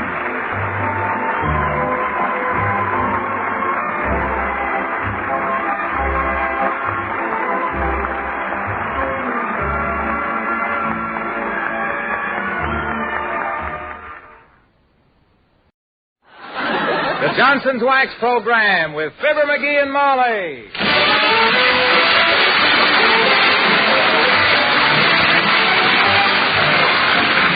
The makers of Johnson's Wax and Johnson's Self-Polishing Glow Coat present Fibber, McGee, and Molly with Bill Thompson, Gail Gordon, Arthur Q. Bryan, and me, Harlow Wilcox.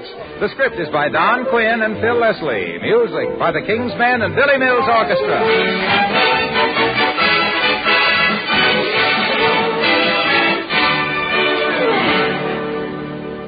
Well, I guess there's not much doubt that the kind of beauty women want in their kitchens is practical beauty.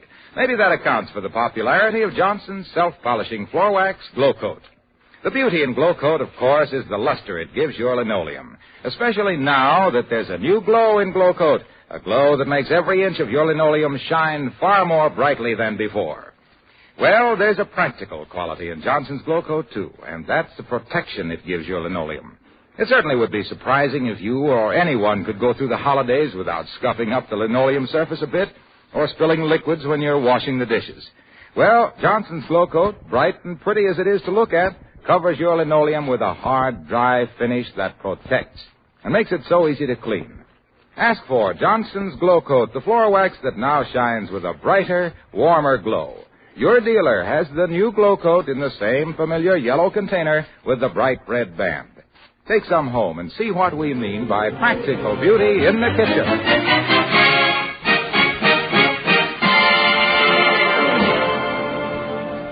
No holiday is a complete success with everybody. Cops, for instance, hate Halloween. The Army thinks Navy Day is silly. If you're a turkey, you're entitled to a low opinion of Thanksgiving. And what a mailman thinks of Christmas is absolutely unthinkable. One of them has just relieved his aching back a trifle, however, by leaving a batch of greetings at 79 Wistful Vista, the home of Fibber, McGee, and Molly.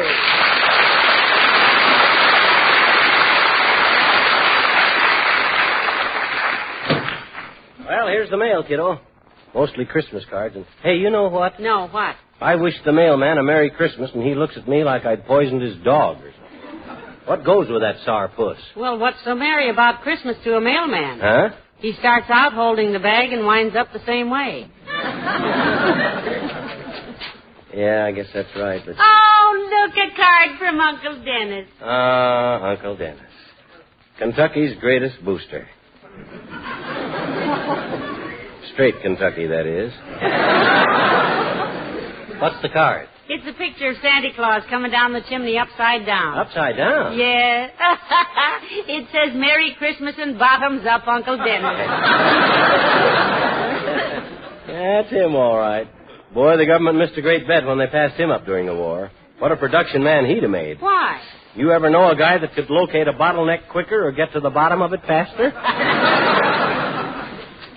Oh, I just love opening Christmas cards. Who's that one from? Old man McDonald from the Third National Bank. Picture of him in a Santa Claus outfit, foreclosing a mortgage on a ragged widow and 3 barefoot kids standing out in the snow. Says, just kidding, of course, McDonald. Just kidding, my clavicle. That guy's got less heart than the celery on the blue plate special. Hey, here's a pretty Christmas card. Let me see it. Oh, yes, isn't this sweet? Mm-hmm. It says, though Christmas comes but once a year, it brings back memories all so dear of friends whose hearts are strong and true. Old friends, good friends, dear friends like you. Ta-da. Little drippy, but nice. Who's it from? Well, it's signed, with love, Elizabeth. I wonder who that could... Wait a minute. It isn't addressed to us. It's addressed to you. To me? From Elizabeth? Who do I know named Elizabeth? Well, I'm sure I don't know, dearie. Just some casual acquaintance, no doubt. My casual acquaintances don't sign Christmas cards with love, Snooky. My gosh. Elizabeth. Interesting, isn't it? Very. Some schoolgirl friend of yours, probably? Not likely. Any schoolgirl friend of mine has got an ear trumpet and grandchildren by this time. Hey, this is kind of intriguing, you know that? It is? Elizabeth. I wonder if that could be the rather attractive woman I gave my seat to on the streetcar last week. Just as I was getting off.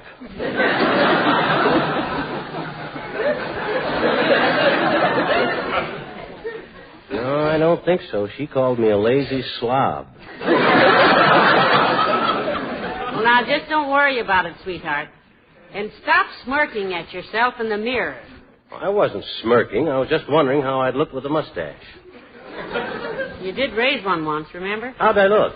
Well, I don't recall ever committing myself, but Dr. Gamble said you looked like an adolescent walrus with a vitamin deficiency. But, of course, he was...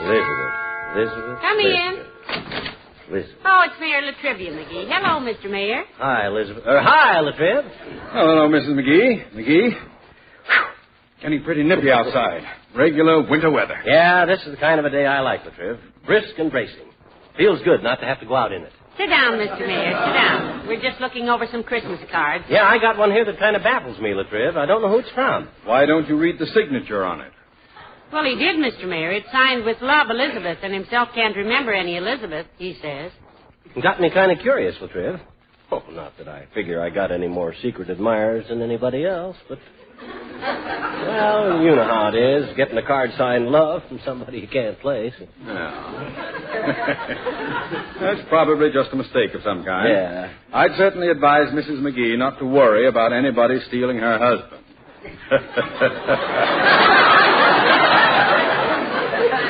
And I'll thank you to keep your advice to yourself, Latrivia. My wife can worry about me if she wants to. Can't you, Molly? Indeed I can, dearie. I certainly can, and I will, too, just as soon as we get Christmas out of the way. Say, I'll bet you get lots of letters at the City Hall from people you've never heard of, Mr. Mayor. Oh, yes, we do, Mrs. McGee. Most of them full of suggestions about how to run the city. Ever take any of them? I take all of them. Good. Out and burn them. A letter came just this morning warning me to have the paving fixed on 14th Street or else. It was signed anonymous. So naturally, Signed how, Mr. Mayor? Anonymous. That's just the Anonymous, way of signing eh? something. Do you have many Irish friends like that, Latriv? Irish friend? Like what? Like the man that wrote you the letter, Mr. Anonymous. Yeah. We knew a family named O'Callaghan and one named O'Lonigan, but... Yeah, that is an Irish name, isn't it, Latriv? We're Irish ourselves, you know. Molly was an O'Driscoll, and I've been an O'McGee for years. Yes, it is an Irish name. I've known the Anonymous family since boyhood. Huh? You have? Certainly.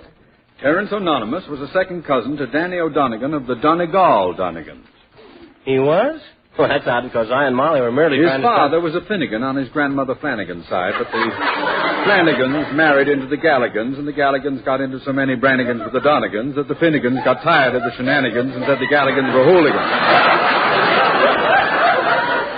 And everybody lost their tempers, but I'm not going to, because an unstrung harp is no good to anybody. Besides, I just dropped in to offer you the season's greetings, so Merry Christmas to both of you, and good day.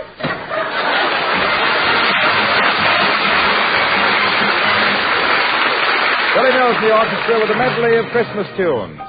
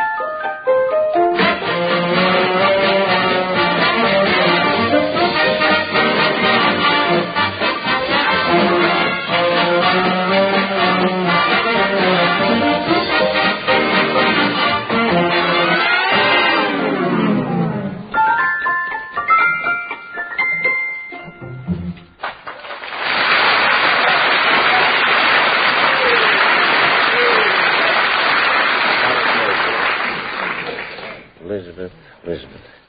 I wonder if it... No, it couldn't be her. Just because a waitress smiles when she spills a bowl of soup in your lap is no sign she's... McGee, I ordered lamb chops for dinner if it's all right with you. Elizabeth.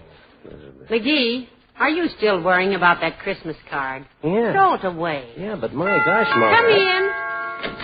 Oh, for goodness sakes, McGee, it's Mr. Wimple. Hello, Mr. Wimple. Hi, Wimp, old man. Hello, folks. My gracious, it's chilly today. I think it's going to snow again. What makes you think so? I just cleaned off our sidewalk. I just love winter weather, though. Sweetie Face, that's my big old wife. Yeah, we know. Sweetie Face and I always have a snowball fight every year. It's sort of a tradition with us. Oh. Sounds like fun. Well, I think it will be fun this year, Mrs. McGee. I made a whole big bunch of snowballs for myself last summer and hid them in the attic. Last summer you made snowballs? Yes. We didn't have any snow handy, so I made them out of plaster. dear. Why, Mr. Wimple, isn't that awfully hard? Oh, no, it's easy. You just take half a brick, coat it with plaster, and let it dry. Well, I hope you have a nice Christmas present for your wife this year, Mr. Wimple. Oh, yes, indeedy, Mrs. McGee. I've been saving my allowance for simply years, and all her friends have fur coats, so this year I went down and bought her a mink.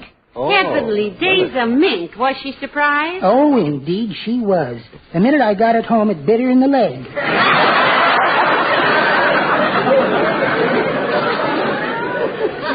She was the most surprised. Oh, my. You've got some pretty Christmas cards there. Yeah, I suppose we've got one from you here someplace, Wimp, but we haven't come to it yet. No, I didn't send any this year, folks. Oh. That's why I came over today. I'd like to read you a little Christmas verse that well, it's sort of a serious verse. Oh. It's called The Chimney on the Corner. The chimney on the corner. Oh, read it, Wimp. All righty. The chimney on the corner. When the Santa on the corner smiles and rings his little bell and waves a cheery greeting and hopes that you are well, don't pass him with a hasty grin, but drop a coin or two, because the Army of Salvation plays St. Nicholas for you in places where a bowl of soup, a place to sleep tonight, a pair of shoes, another chance. Keep hope still shining bright. We know the corner Santa Claus is good for lots of jokes, but he's a real Kris Kringle to a lot of other folks. Goodbye and Merry Christmas. Well, same here.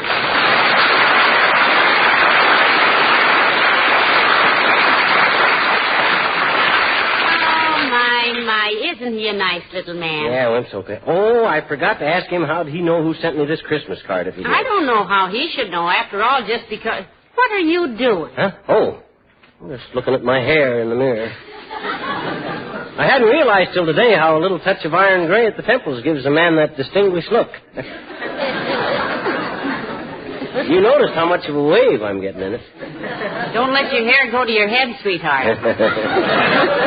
Maybe that wave is just your hair saying goodbye. Besides, if this Elizabeth, whoever she is, could... Hello, Molly. Hiya, pal. Merry Christmas. And to you, too, Mr. Wilcox. Yeah, you're a little previous, Junior, but since this is the last time we'll see you till after Christmas, and don't think I don't appreciate it, Happy Yuletide. Well, thank you. I was just out mailing some cards, and I thought I'd drop by. Hey, Junior, speaking of cards, I got a Christmas card here that I don't know who it's from. Really? What does it say? Well, it's addressed to me, see, and it's just signed Love, Elizabeth. I don't know any Elizabeth, and it's got to you with love, pal? That's what it says, Mr. Wilcox. The thing is, Junior, there's lots of people that know me that I don't know them, you see. Even women. Sure, on account of I get to saw around in public a lot, you know. Prominent figure, elks and everything. You mean you've got one or you are one? Naturally, if some girl is struck by my looks and asks somebody my name, well, I mean, there's no way I can help it. Say, now that you mention it, pal, a girl asked me your name just the other day. Uh-huh. Very attractive girl, too. You hear that, Molly? Oh, my gosh, this is even worse than I thought. What'd she say, Junior? Well, she pointed you out to me in Kramer's drugstore and asked me if I knew you, and if I'd give you a message. Message? Gee whiz. Hey, is her name Elizabeth? Well, what's the message, Junior? Go ahead, tell Molly, too. We got no secrets. If girls I don't know want to send me messages, Molly knows there's nothing I can know. What'd she say to tell me? Well, she said, and I quote exactly. Yeah? You tell Mr. McGee that one of the things that makes men most attractive to women is thoughtfulness. Yeah? Yeah. And the thing that makes a kitchen most attractive is the Johnson self-polishing glow coat on the remote. She said, tell him that the way to keep his wife always in love with him, the way to keep that happy glow on her face, is to see that her housework is made as easy as possible by keeping her supplied with glow coat always. Oh, dear Dorothy Dix.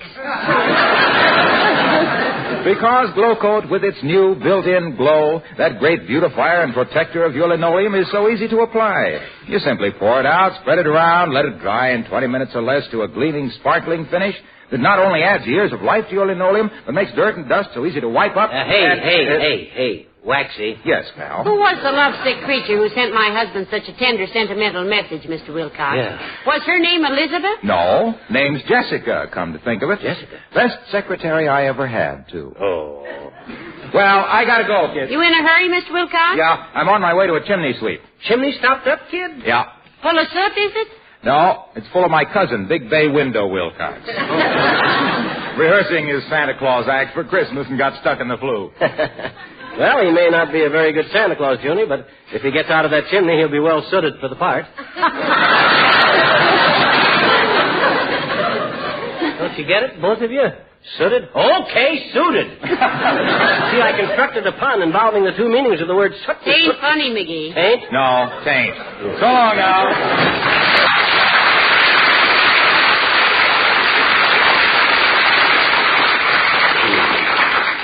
Smart guy. You don't seem to realize that when a mature man like me, a man of the world, a man of charm and experience, can throw some woman for a loop so that she loses her head and sits down and writes him a love note for Christmas, I mean, she doesn't think that Wilcox doesn't. What did I start out to say? I'm sure I don't know, Pet, but I've got to go out and get dinner started. Let me know now if you remember who Elizabeth is. Okay, well, you just keep your chin up, Tootsie. Don't you worry about a thing. Me? Of course I won't, dearie. My goodness, after all these years, what woman would want to... that is, I mean, well, you're no boy anymore, you know. Huh? I mean to say I love you dearly, you know that, but who else would ever... I mean... Come in, please. Hello, Dr. Gamble. It's nice to see you. Hello, my dear, and good day to you, Pudding Head. Hi, Bell Bottom. You out spreading Christmas cheer this week by staying away from your patients? No, I'm out taking measurements for splints, my boy. Huh? Do you plan to use a stepladder to decorate your Christmas tree again this year? Or shall I cross your name off my list?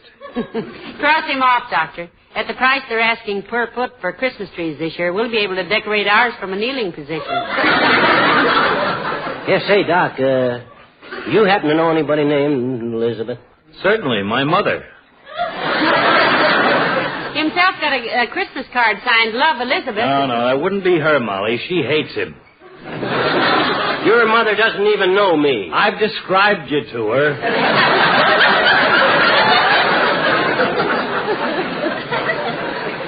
How could she hate me just from that? My gosh, you got to know me for years to really hate me. Really, I'm a little disturbed, Doc. Some girl sends me a Christmas card with love, and I don't know who it is, so naturally I'm worried. Why? Why? Yeah. Why, my gosh, suppose some girl has saw me someplace and got a crush on me. You know how girls do, Doc. Probably just doesn't realize I'm married. Maybe just saw this sort of distinguished-looking man around town and bingo, off the deep end. I know just how you feel, my boy. Your distress is perfectly natural. What do you mean, distress? He's never been prouder in his life. Oh, I wouldn't say I was proud exactly, my dear, but after all, one can't help it if one has the type personality that sets women on their ears. My gosh, I remember the time when I was kind of shy and bummer-footed and no woman would look at me the second time. I remember that time, too. It was about 2 minutes ago. But look, Casanova, if you're really worried that some girl has fallen in love with you, I have something here that might reassure you. Here, take it. What is it, Doctor? A pocket mirror. Read it and weep, Romeo. Merry Christmas, children.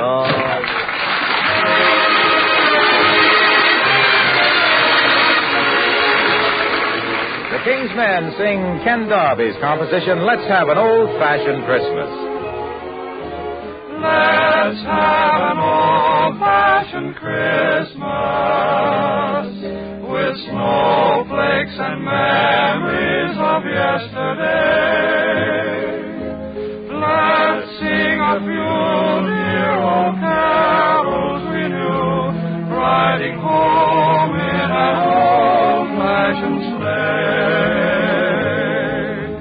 See the happy faces of children round the tree, while jingle bells, jingle in their hearts so merrily.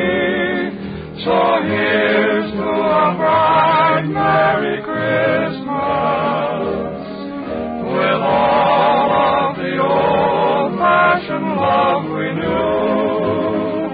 As long as you live, may the years always give an old-fashioned Christmas to you. Oh, here's to a bright, Merry Christmas, with all of the old-fashioned love we knew. As long as you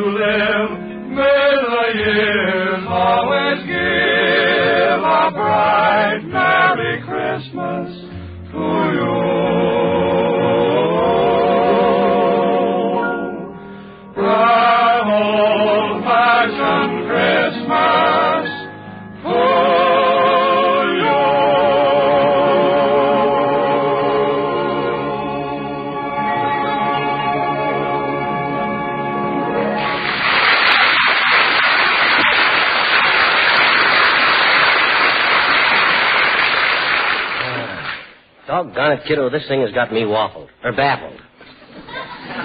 Perfectly strange woman writing me mash notes when... Hey, what's the dangerous age in a man, Molly? The dangerous age? Yeah. That's the period of time between when his pants get long and his wind gets short.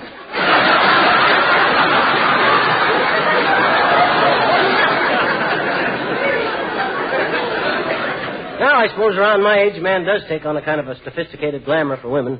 Kind of a man about town look that they just can't resist. Oh, dear. I just hadn't realized till now that I'd reached that age. Well, you know, there is something different about you lately, dearie. Yeah? I look at you sometimes and I get an almost uncontrollable desire to run my hand through your hair.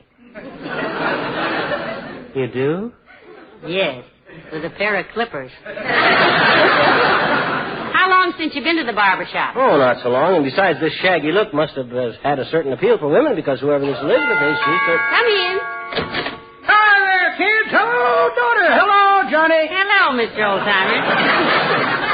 Hi, old-timer. Hey, we got a little mystery on our hands here. Is that so? Yeah. What happened, kids? Find footprints in the snow or somebody walking across your roof on his hands? No, Mr. Oldtimer. Himself here just got a Christmas card from some mysterious woman. What do you mean, mysterious woman? What other kind is there? She means we don't know who this card is from, old-timer. It's signed with love, Elizabeth. Well, it's nothing to get excited about, I guess. Happens every day. College girl crushes, you know. I suppose Ronnie Coleman and Clark Gable run into this stuff all the time. I suppose so, Johnny. So does Roy Rogers' horse. I read where some fan cut off a foot of Cricket's tail a couple of years ago, so you better be careful. But hey! I got an interesting Christmas card myself, kids. From a woman, Mr. Oldtimer? Yep, my landlady. On account of I'm a little behind in my rent. You're behind in your rent, so she sends you a Christmas card? She wish you a Merry Christmas? Didn't say, Johnny. Just a picture of Santa Claus on it. And underneath it says, "Who do you think I am? Him?"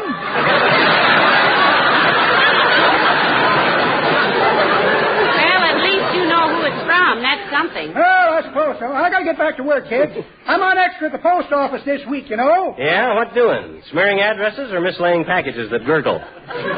I'm in the parcel post, Johnny. Oh? Here's my work order. See, daughter? Uh-huh. It says proceed to Parcel Post Department and see that all packages are weighed and stamped. What was that, daughter? She said, see that all packages are weighed and stamped. Why? Stamped? Yeah. Oh, Jiminy, now I'm in for it. Why? I thought it said stomped. For 3 days I've been having myself a wonderful time jumping up and down. I go, oh! Really check well anyhow, kids. When you get that package from your Aunt Sarah, it was glassware, I think.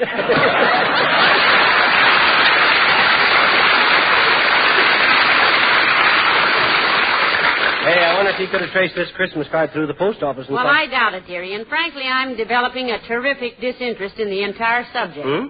So while you practice that flashing smile and the lifted eyebrow, I'll go start dinner. Okay, Tootsie. Ah, there goes a good kid. And steady as a rock. Strange woman writing mash notes to her husband, sending him her love, and what does she do? Scream? Pull hair? No, sir. She fixes dinner. A little more flattering if she wasn't so dad-ratted calm about this thing, because... Come in. Hi, mister. Oh, hi, sis. What you doing, mister? What you doing? What you? I'm trying to think, Teeny. It seems that somebody... Hey, you got a lot of pretty Christmas cards, I bet you. Yeah, we sure did. But one of them was... So did we. Good. Now be quiet a minute, sis. I want to concentrate on a little problem. I think we had some awful pretty Christmas cards this year, mister. You did, eh? Yes, we all... I says you did, eh? Did what? Had some awful pretty cards this year. Who did? You did. I know it. My mama said to me yesterday, she said, bring me the Christmas card you bought for Mr. McGee and I'll address it for you, Elizabeth. Yeah, well, that... Huh? What'd she call you? Me? Yeah. Elizabeth. Oh. She always calls me Elizabeth on account of I'm named Elizabeth. Oh. But my daddy calls me Teeny, only Elizabeth. Oh, my gosh, you. Hey, Molly. Here's Elizabeth. Don't go away, Elizabeth. Hey, Molly. Hey, Molly. Come in and see who's Elizabeth. My gosh.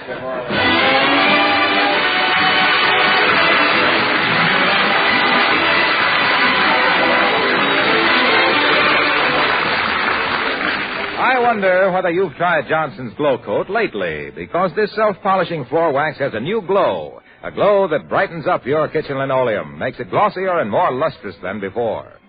Now, that wouldn't be quite so very special, of course, if you had to do a lot of rubbing and buffing to get that kind of finish on your linoleum. But you don't.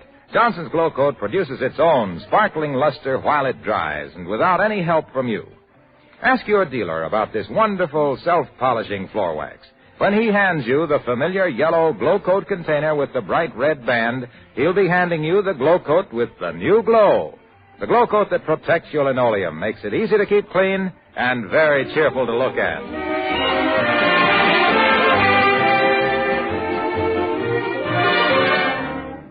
Ladies and gentlemen, for 14 years now, we've asked old Santa Claus for audiences like you. And for 14 years, he's granted our wish. And so thanks for all the wonderful Christmases you've given us. And on behalf of the Johnson Wax people and everyone on the program, we'd like to wish you the merriest Christmas ever. Here's to a bright, Merry Christmas with all of the old-fashioned love we knew. As long as you live, may the years always give an old-fashioned Christmas to you.